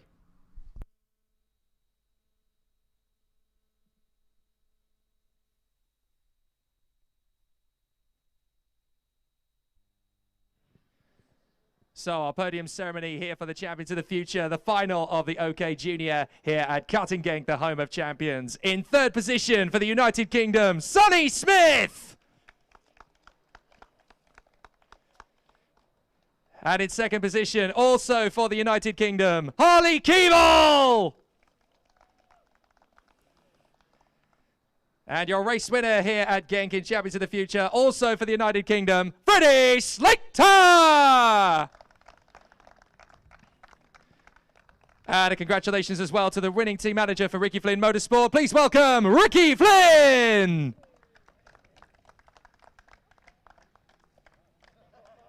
And in deference to our driver on the top step of the podium, the national anthem for the United Kingdom.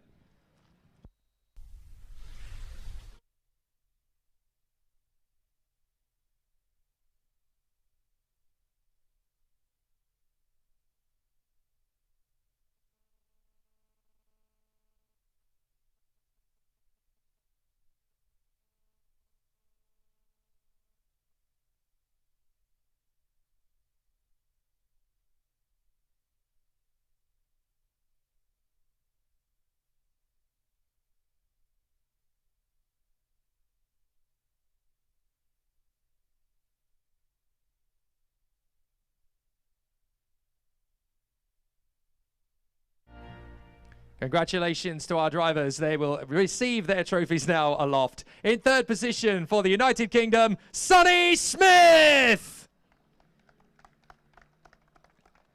And in 2nd position, also for the United Kingdom, Harley Keeble. But your winner here at round 1 again, Champions of the Future, for the United Kingdom, Freddie Slater. And a congratulations as well to our winning team manager for Ricky Flynn Motorsport, Ricky Flynn!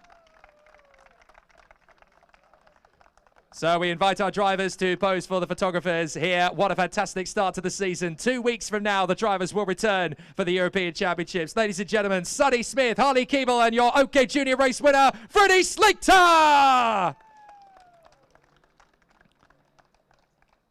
Our OK Junior drivers will return a fortnight from here when we return to Karting Genk for the first round of the 2021 FIA Karting European Championships. Back up to Guillaume as we prepare for the action in the OK Senior Final.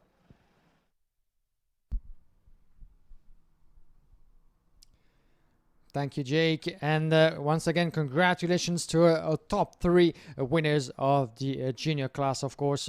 Freddie Slater, Harley Kibble, and Sonny Smith. What a fantastic race that was. And coming up in just a few moments at the 3 local time, in 10 minutes time, a bit more now, we'll see the start of the OK final, the OK Senior Final here in Genk.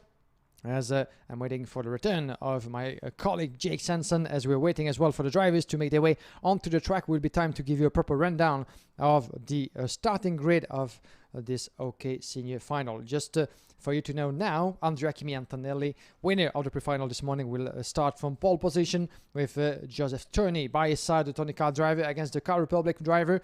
And there's been a great race as well put together by Joe Turney to be able to start alongside Giacomi Antonelli. We're going to have as well Rafael Camara, the young Brazilian, from third on the grid on the second row with Arvid Lindblad by his side.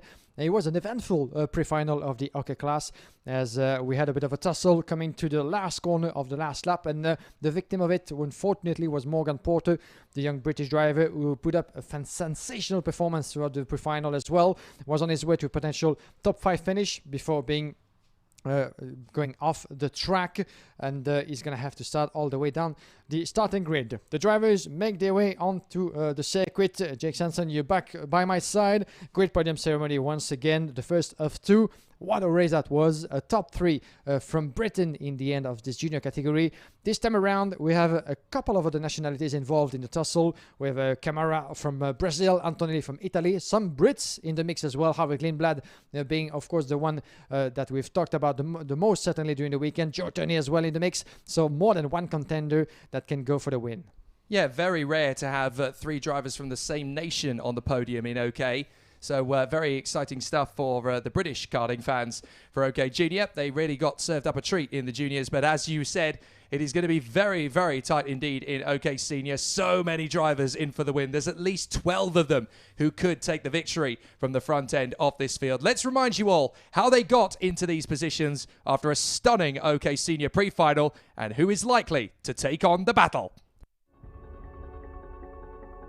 Are we going to go clean this time? Yes, we are. And we're racing down to the first corner. Antonelli tries to squeeze Lindblad as they come to the first corner, and a spin from Yuga Chukwu. Yuga Chukwu spins, and there's a couple of carts that have come off with him.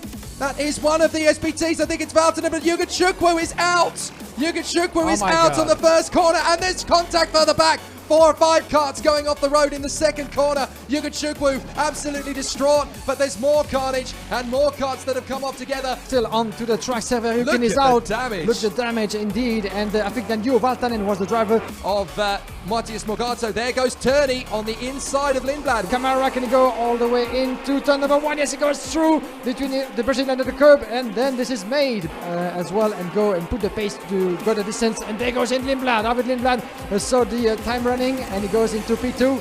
Antonelli was able to put on the pace, and he might want to go run the inside of the Brazilian in turn number 1. So we have Antonelli up in third, and confirmation 53.4. That's the fastest lap put out by the young Italian. Of the drivers, Mr. Venus, Antonelli on the inside of Lindblad, and I'm not sure Lindblad saw that one coming. The field, he's tearing through it like scissors through wet newspaper, absolutely charging. Here he goes again, on the inside of Andrei Shivnov. Brando Padua is stealing the headlines, now firmly into the top 10, and he's got plenty of time to go further up. Here comes Antonelli, and he's going to dive on the inside. That'll do nicely. Antonelli storms into the lead, and Turney's going to come straight back at him. Position. Turney might want to stay into this position and get back on terms. Camara gets Lindblad. Now that's crucial. Camara on Lindblad. That's going to put the Brit on the outside line. More trouble for Lindblad, and Watcher is going to fight back just before the hairpin. Can he shut the door on the way to turn number 9? And there might be opportunity for Porter to go even one step, and there he goes, run the inside, and Porter takes with him and goes run the inside as well. Turney in trouble down the back straight.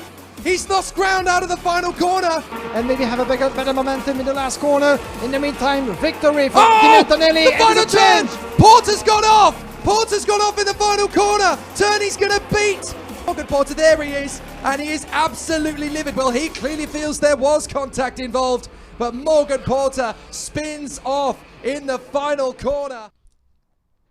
A senior pre-final that started and ended with drama, and that's exactly the kind of heated exchange we are likely to see again from the drivers as they prepare for action in the OK Senior Final. Let's talk you through the grid one by one so that you can see who's going to be fighting for the win. Andrea Kimi Antonelli will be in pole position. The Italian is going to charge his way forward from the front of the grid. Alongside him, welcome back to the big show, Joe Turney for the Tony Kart Racing team. He's never really been away, but he finally wakes up and pushes his way forward to the front. Now he's got a chance to win the whole thing.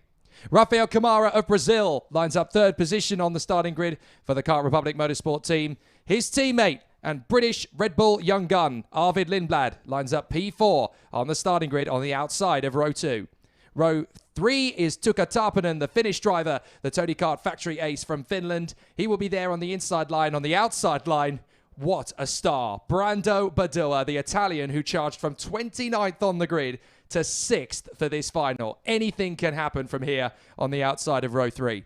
Teresa Babichkova lines up 7th on the starting grid for the TEPZ Racing team, and it's brilliant to see her as high up as she is, especially when it's on merit. She really has fought her way to that 7th position starting plot. Timo Kucharczyk has done the same thing, charged his way forward with the Kubica chassis for the pride of Poland as he lines up 8th on the starting grid. Row 5 will see the Italian Edoardo Villa, who has fought his way to the front. What an 18 months this Italian has had. The expert racing driver was a national racer, a club racer, if you will, a short while ago. Now he's on the world stage with Expert. Alongside him on the grid, it is James Wharton, the Australian, who has fought his way back to contention. And with that Ferrari badge very resplendent on the suit, he's starting to look like the real deal. 11th on the grid, Matthias Mogato, the Birolard star, lining up 11th on the starting grid, flying the flag for the boys in red and white. And then alongside him on the grid, Luigi Coluccio, the Cosmic Racing Department factory driver, never far away from the front end of the field. Only a front fairing has kept him from the top 5 of the starting grid. 13th on the grid, Pedro Hiltbrand, 2016 World and European Champion. Fabulous performance from him in the past, and now he's getting back to his best again with the Leclerc by Lennox Racing team, storming his way back to supremacy. Alongside him on the grid, the highly rated Russian Andrei Zhivnov for the Ward Racing team, resplendent with the pink lid, and now the incredible fast right foot. Alongside the young man behind him, Juha Valtonen for SP Motorsport. The Finn will be there on the inside line. Beside him, it is another of his countrymen, Rasmus Jutsimis in the CRG number 251. Then in behind them, we have the very highly rated Herolind Nerudini, who lines up the German in the Alonso kart in kart number 2. Excuse me a moment. I'll lose my place and get it back again. The 242, who lines up there. And beside him on the starting grid, it is the 243, the TB Racing driver, Lars van Vaak, who will line up in the McLaren Customer Racing colours. 235 is next, Nikola Tsolov, the Bulgarian Lion. He's run at the front over the course of the heats this weekend, and he lines up alongside the 271, Martinius Stenshorn, aboard his Leclerc by Lennox chassis in his first weekend at this level as an OK senior. Caspian Hagman has done a fantastic job all weekend. He lines up 21st on the grid, the Swedish youngster for Ward Racing. Great to see him doing such a fantastic job. And he lines up in the mid-pack. Alongside him is the Mexican star Jesse Cascaredo for the Paralin Motorsport team. He lines up on the outside of row 11. Laurence de Certua flies the flag for Belgium. 23rd position on the starting grid for LLK Belgium. And the independent runner still charging forward, looking to the sky perhaps for divine inspiration or a little bit of weather to play into his hands. Alongside him on the grid, Nicolas Bertolatti for the Forza Racing team in 256. Next up, it's the 221 of Karol Pazovic, the Spanish ace, the Spanish team, I should say, the Polish driver, will line up there in the 221.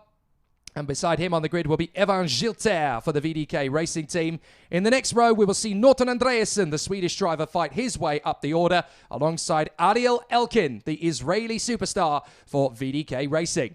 Then in the mix, it is Marlon Hernandez, the Frenchman for Kart Republic. He will be there in the 227. Alongside him will be Morgan Porter after his spin out on the final corner expect him to charge his way through the field. He will go through that field with gusto. Hello to you two.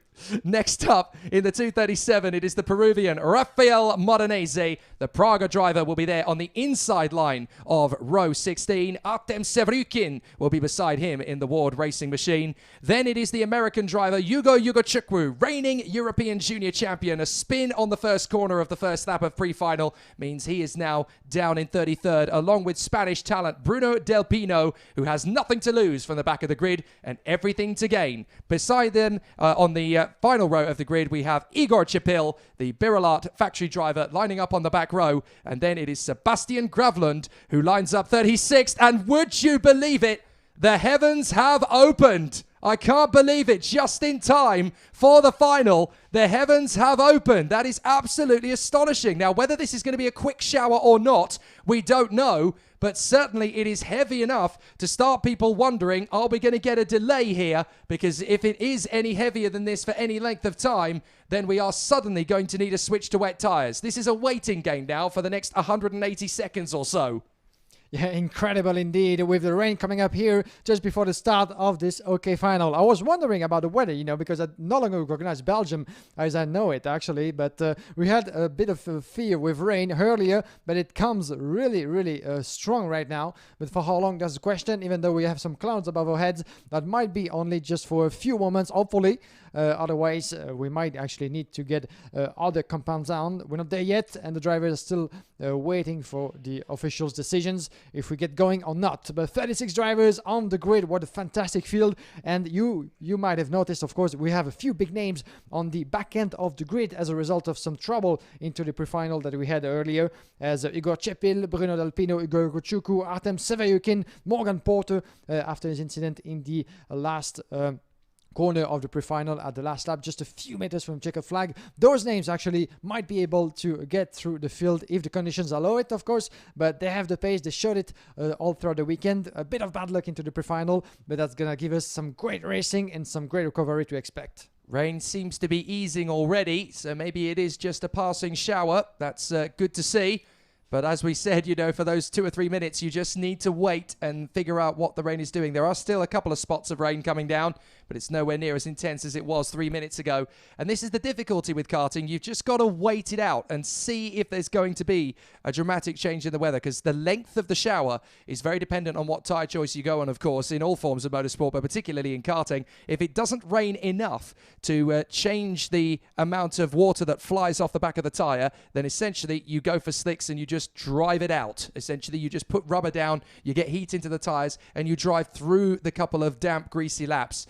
So that is an interesting indication. They will obviously have asked for clarification from the clerk of the course, Martin Bean, who is down there, just to clarify to the drivers what the situation is. But it looks to me as though the rain has already eased and there's blue sky starting to come over the circuit again. So it's patchy rain, yes, but it doesn't look like it's permanent. Yeah, the tricky thing about this is that looking over my shoulder on the right side of the track, there's a lot of grey clouds as well standing over the track at some point. So you might be wondering if the rain stops on one side of the track, what about falling on the other side and having half of a karting Genk circuit actually pretty wet, or at least starting to get wet and slippery. So that's always a question of bet in this case. But as you said, by the look of it, at least the rain that we just had is really reducing itself right now.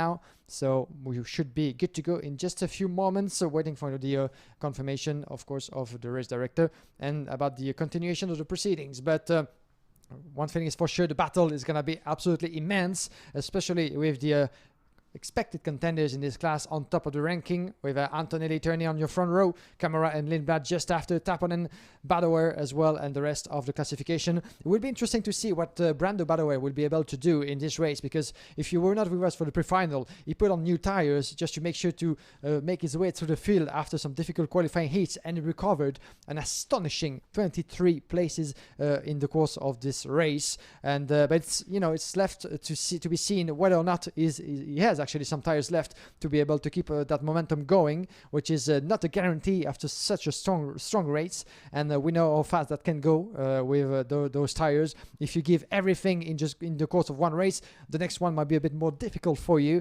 But let's see what happens, of course, because this will be certainly interesting, as Brando Badoer, of course, ended up his weekend much better than it started. Well, drivers are either going to push themselves off into the kart or they will be pushed by their mechanics. Some choose to push themselves, of course. Others like to conserve their energy and get themselves pushed by their mechanic. It's entirely up to the driver how they choose to do. But it looks as though that slight delay for the rain shower is only going to halt us a couple of minutes behind the schedule. If you're just joining us and you're wondering why we're not racing and we should have done by now, well, there was a slight rain shower that hit the circuit just as the drivers were preparing to get started. So we decided to wait it out for a couple of minutes to see what would happen. Unfortunately, the rain has eased and subsided, so we can go racing again. No need to change tyres. They will stay on slicks, and it will be business as usual. Maybe a little bit greasy on the formation lap, possibly even in lap 1. But by the time they get to the checkered flag, the karting Genk circuit will be bone dry, as always, that it has been this weekend anyway. And it will be fantastic off the line. The drivers are ready to get underway for the OK Senior Final, the precursor and the curtain raiser to the European OK season. They will go to battle one last time this weekend, and this is the last chance to get things ready before the European Championship 2 weeks from now. What a battle this is going to be. Kimi Antonelli and Joe Turney on the front row of the grid from Rafael Kamara and Arvid Lindblad to Tarpanen and Brando Badoa, Teresa Babachkova and Timo Kucharczyk, Eduardo Villa and James Wharton from Matthias Mogato and Luigi Coluccio, then Pedro Hilbrand, Andrei Zhivnov, Juho Valtonen, Rasmus Jutsemis, Heralin Neverdini and Lars van Vaak. Then we have Nikola Tsalov from Martin de Stenzholm, Kasper Hagman, Gis Alejandro Carrasquedo, Lorenz Lesatua, Nicolas Pirtilati, Karol Pasjevic from Heaven Gilter, Norton Andriansen, Ariel Elkin, Marlon Hernandez, Morgan Porter, Rafael Modanesi, Artem Severyukin, Ugo Iguchuku, Bruno Del Pino, Igor Chipil and Sebastian Gravelen. Everybody just got started well into the formation lap. Get the tires up to temperatures. Find your grip as well on this track, as we had a bit of rain just before, to see if there's some greasy patches here and there into the track, but at the moment it seems that everybody has been able to complete, at least for most of this first lap, in good conditions. 2 laps in, of course, the first one for the tires, the second one for the formation of the great rolling start. Once again, you know the drill, we've done it plenty of time this weekend. This is the last of 28 races that we've lived together. If you were with us ever since the weekend started, thank you once again for joining us. This is the prime of all races, of course, the best young karters in the world, so this will be a fantastic battle up front. Yeah, it's the one we've all been waiting for. It is absolutely fantastic job so far as the competitors are getting themselves ready for the action and the drama. Now, obviously, that little bit of a rain shower has definitely caused a little bit of a delay to the proceedings, and maybe the formation lap itself will just be a little bit more tentative from the drivers as they don't want to get themselves spun out on a damp patch. But it does add just that little bit of unexpectation, as you were. That's not a word, but it is now. Just that little bit of mystery to the order of proceedings in the first place. Drivers will want to make sure that they've got the tyres and the brakes optimized in terms of temperatures, even more so than before. You can see that the surface isn't that damp at all, so it really didn't cause that much of a difficulty. There's no spray coming off the tyres at all, so it's the right decision to get started again on the dry tyres. The drivers will come through. Kimi Antonelli getting himself into his position. A couple of drivers obviously having to fight to put themselves back into position. This may be a false start, you know. The couple of drivers are just getting themselves off position. Yeah, they're going to go round again. They're going to go round again. A few of the drivers were out of position there, and enough of them were that they're just going to round again. I wonder if that was tactical from the drivers. Because of that little rain shower, they just decided, you know what, we need one more lap, so we're going to force the issue and give ourselves one more lap. That's a possibility indeed, because I was wondering at some point when is Kimi Antonelli actually slowing down on the way to the last turn, and it was indeed too short in the time for all the drivers to get together properly. So one extra formation lap,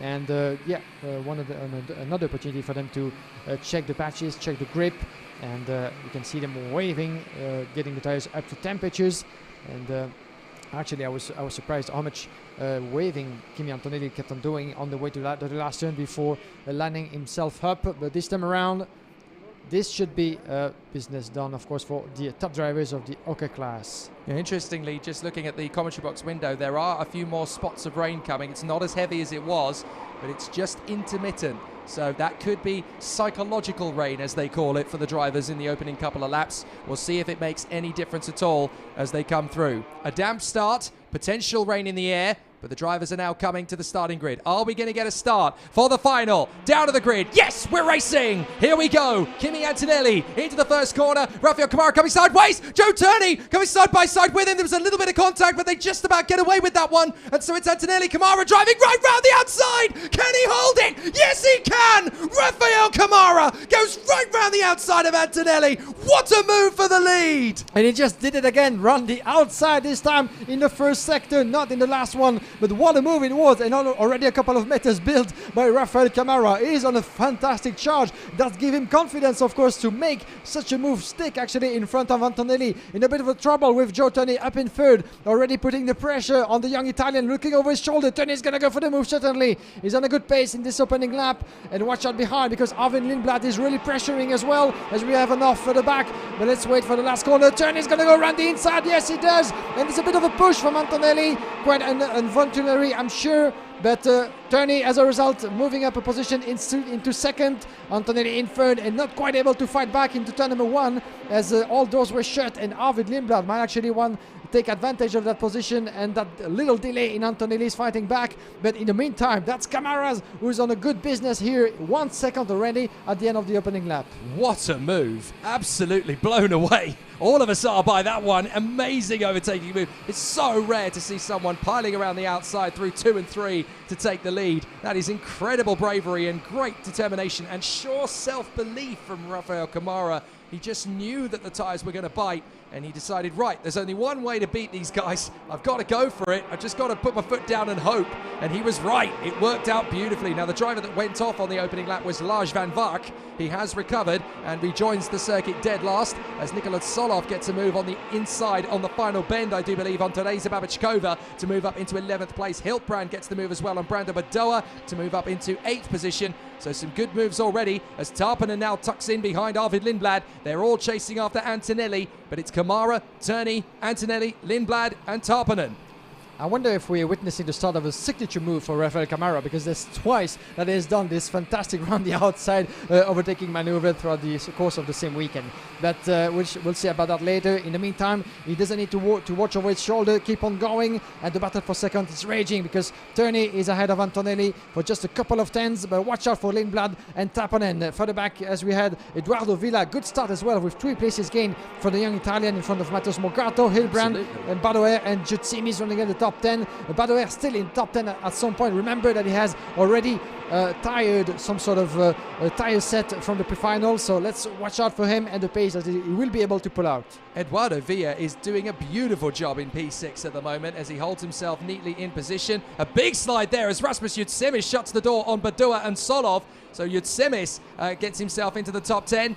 Brando Badoa trying to fight back. He did all that hard work, of course, in the pre-final, and he's on old tyres for the final, so he's just got to hope that they're going to grip enough to keep him through the 20 laps. Here's Lindblad, all over the back of Antonelli. Tarpanen there behind him in 5th position. Eduardo Villa doing a terrific job in 6th place ahead of Pedro Hiltbrand. He's still got something to say in this final as far as I'm concerned. Hiltbrand seems to have something magic coming, and he's really determined, really pushing his weight around once again. So it's Kamara with that 1 second advantage over Joe Turney, just disappearing in front of the rest of the field if he's not careful. And I wonder if his countryman and huge supporter back home in Brazil, Felipe Massa, will be watching him with great pride and joy as he runs at the front. And of course, it won't be long before he's backing up. Out for the European Championship, Tarpanen slides in on Arvid Lindblad. Tarpanen gets up into 4th position. Nice move. So what have you got in response, Arvid Lindblad? Yeah, there we go. Change for 4th place with Tarpanen up position in front of Lindblad, and Antonelli watching over his shoulder. He might starting to be afraid, of course, of the rhythm of the young Finn with the Tony Kart chassis. Of course, Antonelli is going to have to go defensive on that one, but he doesn't have to forget Joe Turney just in front of him. 1.1 second at the moment between Kamara and Turney, and we have just 3 tenths between those men on with Turney and Antonelli under the pressure of Tarpanen. So we're just getting started into this 20-lap final. Still a very long way to go, but the question remains, can any of the contenders from Joe Turney and the rest can catch up with Kamara? Because 1.2 seconds, Kamara has been putting on a great show so far. Fastest on track is Tuka Tarpanen, as you can see, on a charge up into 4th place. As for the rest of the ranking, the top 10 is not quite changing quite much at the moment. The drivers still finding the grip, still finding their pace into this final. And I've spoken too soon because Tuka Tapanen is getting through ahead of Antonelli. It's a beautiful move, and he's shutting the door in turn number 6 because he knows that Antonelli is just very, very close and he could have gone for the overtaking, but it's not happening quite yet. Lindblad might actually take advantage, of the situation. But for now, Antonelli loses a position, the third one on the podium, to Tapanen, really on a charge. Can he actually get all the way to threatening Joe Turney at the moment? Antonelli, Lindblad does the battle we've been expecting for a while, and Lindblad goes through.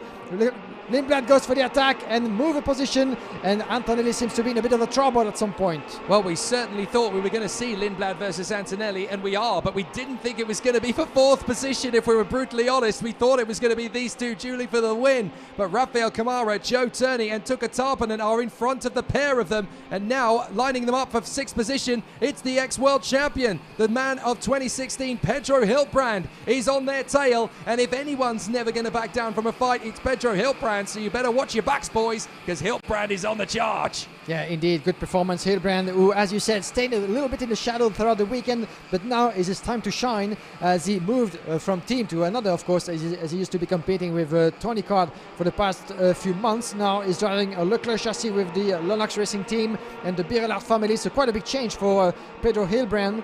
But he seems to have found his space so far. That could be, of course, the first sign of more better things to come for the young Spaniard coming to the FIA Karting Championship in 2 weeks. But once again, one race is not the other, even though we might have a clearer view of the forces to expect coming to that race. Right now, Rafael Kamara will be certainly one of the names to keep an eye on, as he showed brilliant performance last year as well in Portimao, finishing on the podium of Champions of the Future in Portugal. So once again, it's showing what sort of wood is made of course. 1.4 seconds. He keeps on increasing the gap. Rafael Kamara is nothing to worry about. He keeps on adding qualifying lap after qualifying lap, not taking too much risk. And behind, the battle is still raging with Joe Turney still quite up for grab, I should say. So Joe Turney hasn't been able to really pull a gap that could actually prevent the others from returning to him. And remember what happened at the end of the pre-final. His tyres went completely, so he was unable to do anything other than defend in the final 3 laps. The Tony Kart factory boys are 2nd and 3rd, Joe Turney and Tuka Tarpanen. He is gaining big time, though, Tuka Tarpanen on Joe Turney. Just keeping an eye on Pedro Hiltbrand. Is that an issue with the front fairing, maybe? It's difficult to tell, isn't it, because of the dimensions of that particular front fairing, but it does look a little bit low. I think he might be all right there, actually. I think he might be okay. Yeah, I think it is.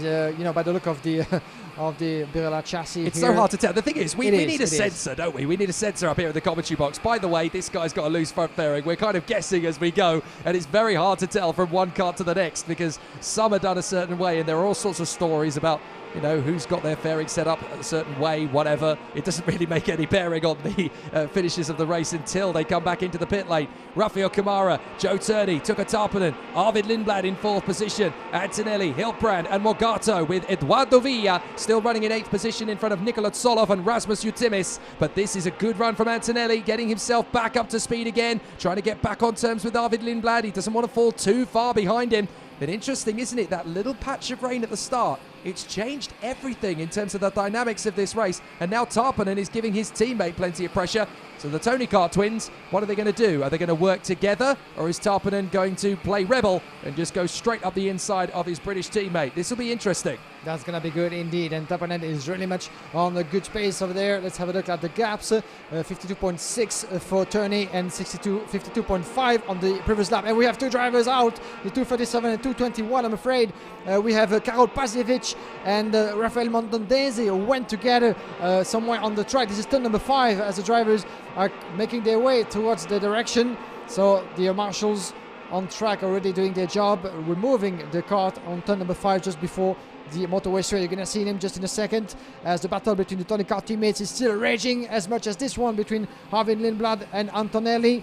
That could be actually an opportunity for Pedro Hiltbrand just behind, because the Spaniard in 6th place is trying to get close to Antonelli because he knows that this battle maybe could go either ways, and there might be 1 or 2 positions to gain in the process. But we're not there yet. Antonelli in turn number 9, very threatening. at the moment is Joe Turney, the 247, still ahead of Tuukka Taponen, but those two battles could be turned on their head in just a few moments coming up if any of the drivers is being able to launch a move, maybe on the way to turn number 1, if Andrea Kimi Antonelli is able to have quite a bit of a pace and go around the inside. Not happening quite yet for Taponen, still very, very close indeed. And watch out, because in the meantime it seems to be that the gap between Joe Turney and Camara has decreased just a little bit. It was 1.5 on the lap before, now down to 1.1. So by the look of it, maybe the two drivers are actually working together to try to decrease the gap and increase the pressure on Camara. So we might not have seen everything yet in this race. The thing is, they've got a long way to go still. We've completed 11 laps and we've got 9 to go, including this one. So there's still time for the Tony karts to get onto the back bumper of Rafael Camara's kart. So there's still a lot for them to gain in this race, and we know just how strong the Tony Kart team is when they work in unison. They are absolutely superb and supreme. So we're going to see Turney and Taponen team up and go after the race leader. This is going to be a fascinating challenge. Meanwhile, you've got the two teammates behind as well, Lindblad and Antonelli, who have been rivals as well as teammates all weekend. Now they've got to join forces in order to try and catch the guys in front. They've got to hope that the Tony Karts have got the raw pace to get on terms with Rafael Camara. Otherwise, those two are just going to be fighting for 4th. The gap between the two Tony karts and the two Kart Republics behind is already fairly sizable.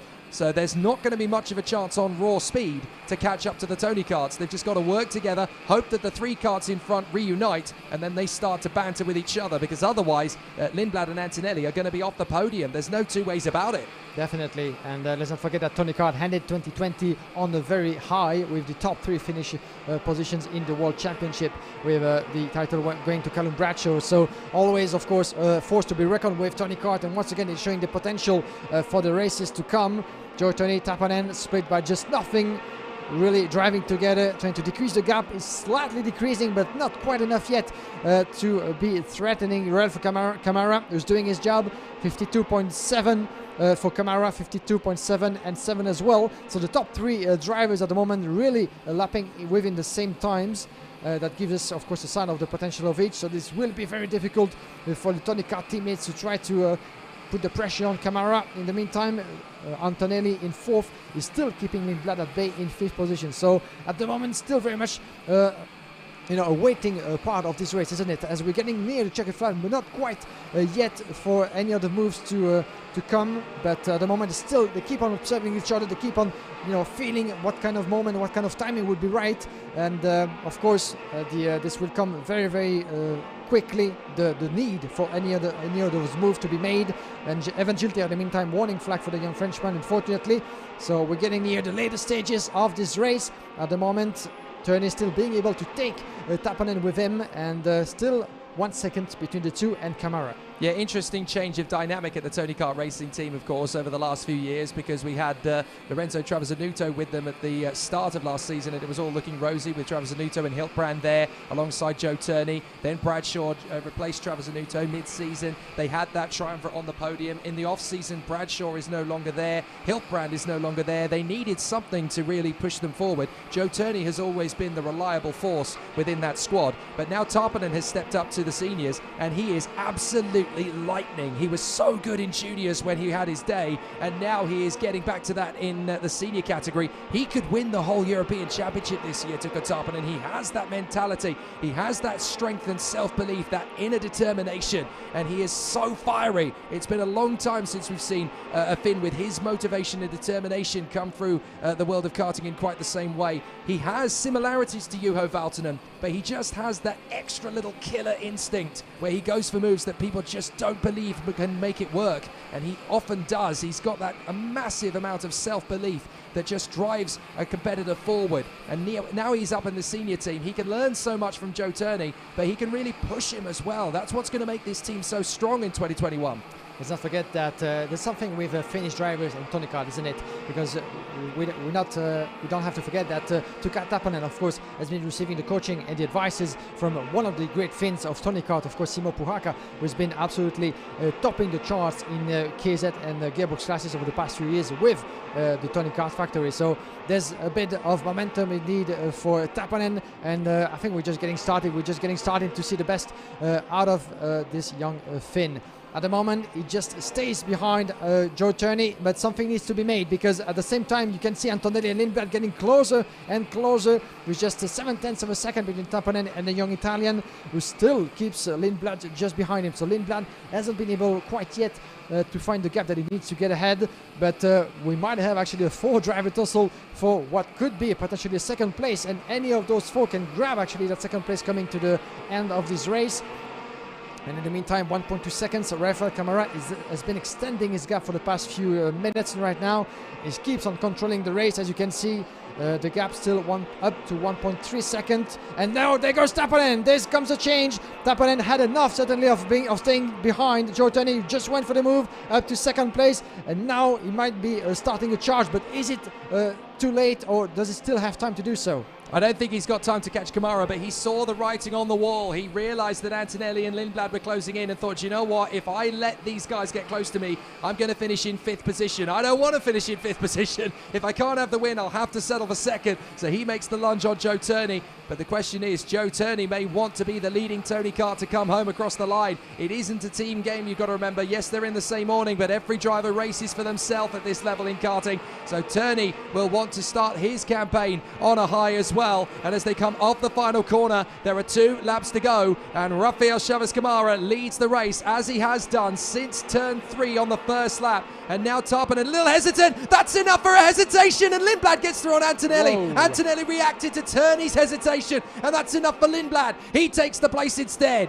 Yeah, there you go. And the switch. Lindblad on the charge. Can actually get contact with the Tony Kart drivers at the moment. I was keeping a look on the last lap times actually put together by those drivers. 52.5 for Tappanen. 4/10 of a second faster than Joe Turney. So it's all but logical to see Tappanen getting ahead in second place. He was much faster than the British, but actually Turney is not as fast and less fast than Antonelli, no Harvey Lindblad. So there might be a bit of a trouble for Joe Turney, my apologies. But now, since that Lindblad lost a bit of ground as well when overtaking Antonelli, that might be the chance actually for the Tony Kart drivers to seal the deal in the end of this race. This is the final lap, final 1.3 kilometer of this final here in Genk. Rafael Camara, 1.1 seconds, still nothing to worry about for the young Brazilian. Can he make it all the way? He's been putting a fantastic performance all throughout the weekend with glorious moves around the outside of the racing lines. In the meantime, Tappanen, Turney, this is your podium at the moment, but can we see a change coming up? Arvid Lindblad in 4th, Antonelli in 5th. And I don't think that there's any chance for any of those drivers to turn that classification on its head. Rafael Chavez Camara really has rewritten the form book here. It's been absolutely incredible from the start. Never has Brazil hosted the Karting World Championship. They will later this year. And what a time for Rafael Chavez Camara to unlock that winning style. He opens his European OK campaign dominant and exceptional. Rafael Chavez Camara wins in Genk in the Champions of the Future finale here in the first round of the 2021 season at Karting Genk. Take a bow. That was monstrous from Rafael Chavez Camara, and it could well be the first of many in 2021. Get ready to stand aside, world. Rafael Chavez Camara has arrived, and he's not relinquishing that top step of the podium for anything. A new season, new colors from Forza Racing to Car Republic, and a new momentum, of course, for Rafael Camara, who ended 2020 on a high in Portimao, who's starting Champions of the Future on another high, and what a performance indeed. Jake Sanson going down to the podium once again, as in just a few moments we will be rewarding the top 3 drivers of this OK final. But what a move and what a performance from Rafael Camara, actually winning this one 20 laps in and 1 second on the checkered flag on Tuka Tappanen, taking second place in front of Joseph Turney. As we're going to have the full classification appearing on your screen, there it comes as the drivers get back to the pit lane. Rafael Camara, winner of the opening round of Champions of the Future. Tuka Tappanen in second place. Joseph Turney in third. A good result in the end for the Tony Kart factory in front of Harvey Lindblad, who just missed the podium for a couple of 100 of a second in front of Andrea Kimi Antonelli. We had expected the fight between those two. We had it, not quite for the win as we thought in the first place. Both missing the podium in 4th and 5th in front of Pedro Hilbrand, one of the recoveries as well of the race. 7 places gained up to 6 in front of Matheus Morgato. Nikola Tsolov 11 places gained as well for the young driver up into 8. Then we have Eduardo Villa, great race as well, up to 9. Luigi Coluccio in 10th place, followed by Timotej Kucharczyk, Rasmus Duchimis, Juho Valtanen, Ugo Iguchuku. 19 positions collected by the young American as he was starting from the back end of the grid after his troubles in the pre-final. This is definitely the recovery of the race for the young Czech Republic driver Ugo Iguchuku. Watch out for him as well for the rest of the season. Morgan Porter as well, putting up the effort. 15 places collected throughout the course of the race, up to 15 position for Morgan Porter without his retirement and bad luck in the pre-final. God knows what could have happened for the British driver. Kasper Nagman finishing in 16 in front of Martin Stenzon, Teresa Babichkova in 18 from Evan Gilter, Nicola Pirtilati, Andrei Zivnov, Ariel Elkin, Lawrence Lesertua, James Wharton. And then we have Alejandro Carrasesco, Brando Badoer, Erolin Nurendini, Marlon Hernandez, Norton Johansson, Lars van Mark, Bruno Del Pino, and Sebastian Gravelund. 32 drivers make it to the checkered flag. Igor Chepel, Artem Severukin, Rafael Mondonese, and Karol Pasievic unable to see the checkered flag of this race, unfortunately. So this will be the podium ceremony in just a few moments. The classification, of course, to be found on the official website of Champions of the Future, championskarting.com. And don't miss out, of course, on Facebook, the page of the competition, as well as on Instagram. The highlights of the weekend that will be published in the course of the next few days. The highlights as well of the pre-finals and of Saturday's heats and Friday, of course, are already available. Just make sure to check them out. Leave us a comment, leave us a like, and don't hesitate to give us any direction of what you might want to see for the next rounds throughout the season. This has been the opening round of Champions of the Future, the preparation race, shall we say, before the opening of the FI Karting European Championship. Under the sun of Genk, the sunshine is back with us, as you can see on the podium, already ready with the trophies, celebrating the top 3 finishers of the OK class. Rafael Camara, Tuka Tapanen, Joseph Turney.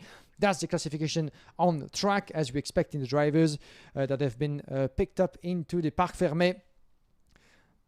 This will be absolutely interesting in just a few minutes as we're waiting for the drivers. But at the moment, this has been a glorious conclusion of the afternoon.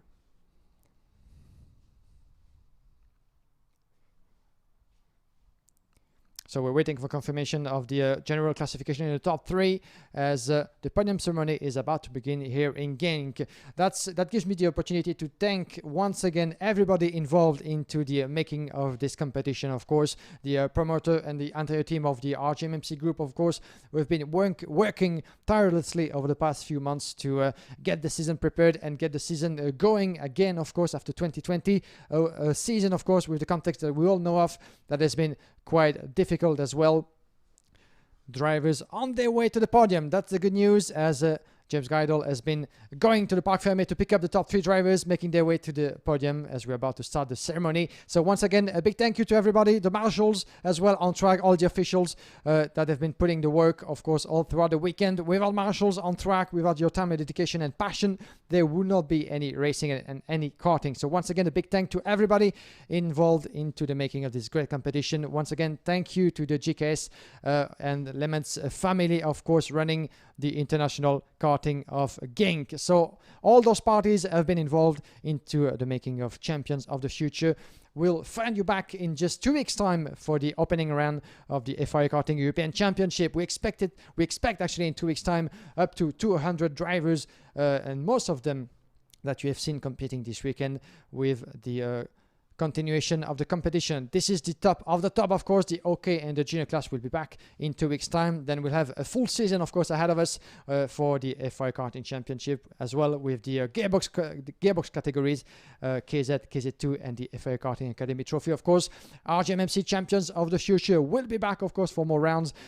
Keep yourself updated, of course, throughout the official channels of RGMMC and the competition. Championskarting.com, Facebook, Instagram, as well. The highlights of the weekend will be published throughout next week, and we got you of course sorted for everything that's happening here in Genk. So this has been absolutely 2 fantastic races and 1 fantastic finish for Rafael Camara that we have seen putting some incredible moves. If you were with us for the final, but also for the qualifying heat of yesterday, the young Brazilian able to go around the outside of Arvid Lindblad and Andrea Kimi Antonelli in 2 different corners of this track. So it's getting to become an habit. Actually, by the look of it, for Rafael Camara, maybe the start of a signature move. Maybe in the future, we will think back of those brilliant races and brilliant moves and think, oh, he just did a Camara on me. And that could be a great habit.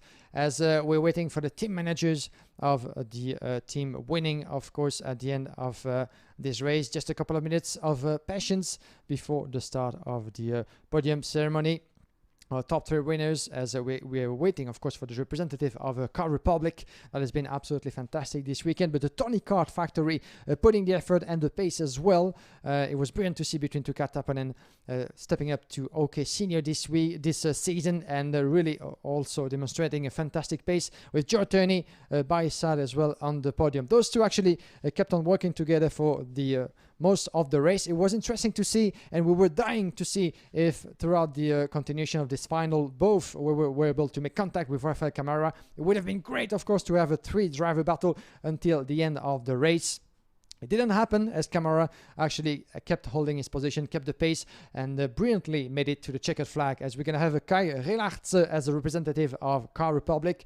Kai Relartz, who made the move to the Italian team this season, has been, of course, we've been used to see him working in Italy for the past few seasons. Of course, he used to be working with CRG, now with Car Republic, and he will be joining us on the podium as we're getting ready to start. Jake Sanson done at the podium, and I'll let him do the introduction of the drivers in just a few moments. Over to you, Jake.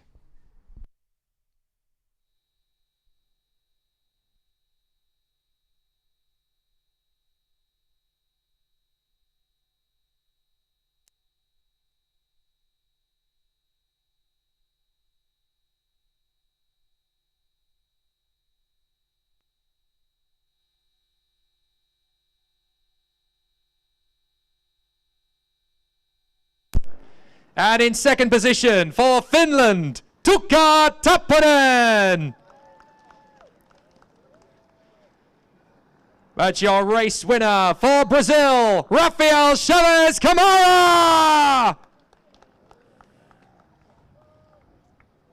And congratulations to the winning team manager for Car Republic. Please welcome Glenn Keart. And in deference to our race winner on the top step of the podium, the national anthem for Brazil.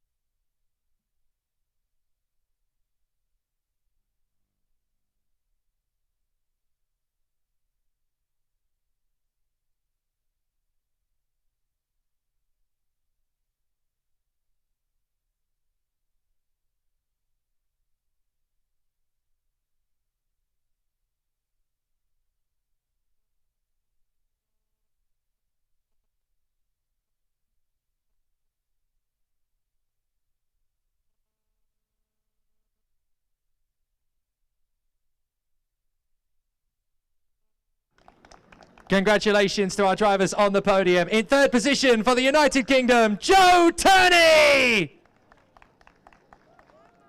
And in second position for Finland, Tuukka Tappanen. But your race winner here at Karting Genk for Brazil, Rafael Chaves Camara. And a congratulations to our winning team manager as well for Kart Republic Motorsport, Glenn Kayart. So as our drivers hold their trophies aloft, we congratulate them for their fantastic work here at Genk, and we can't wait to see them again in 2 weeks' time. Ladies and gentlemen, Joe Turney, Tuukka Tappanen, and your race winner, Rafael Chaves Camara. Congratulations to our drivers. They will be back in 2 weeks' time. So shall we here at Karting Genk. It has been a fabulous weekend. Thank you so much for being here with us. A massive thank you as well to the Royal Automobile Club of Belgium and to everyone at Team GKS here at Karting Genk. Thank you for hosting us once again. We can't wait to be back a fortnight from now when the FIA Karting European Championships begin. I'm Jake Sanson on behalf of me, Guillaume Alvarez, and the rest of the RGMMC crew. Thank you so much for being with us here at Karting Genk. Take care and see you in a fortnight's time.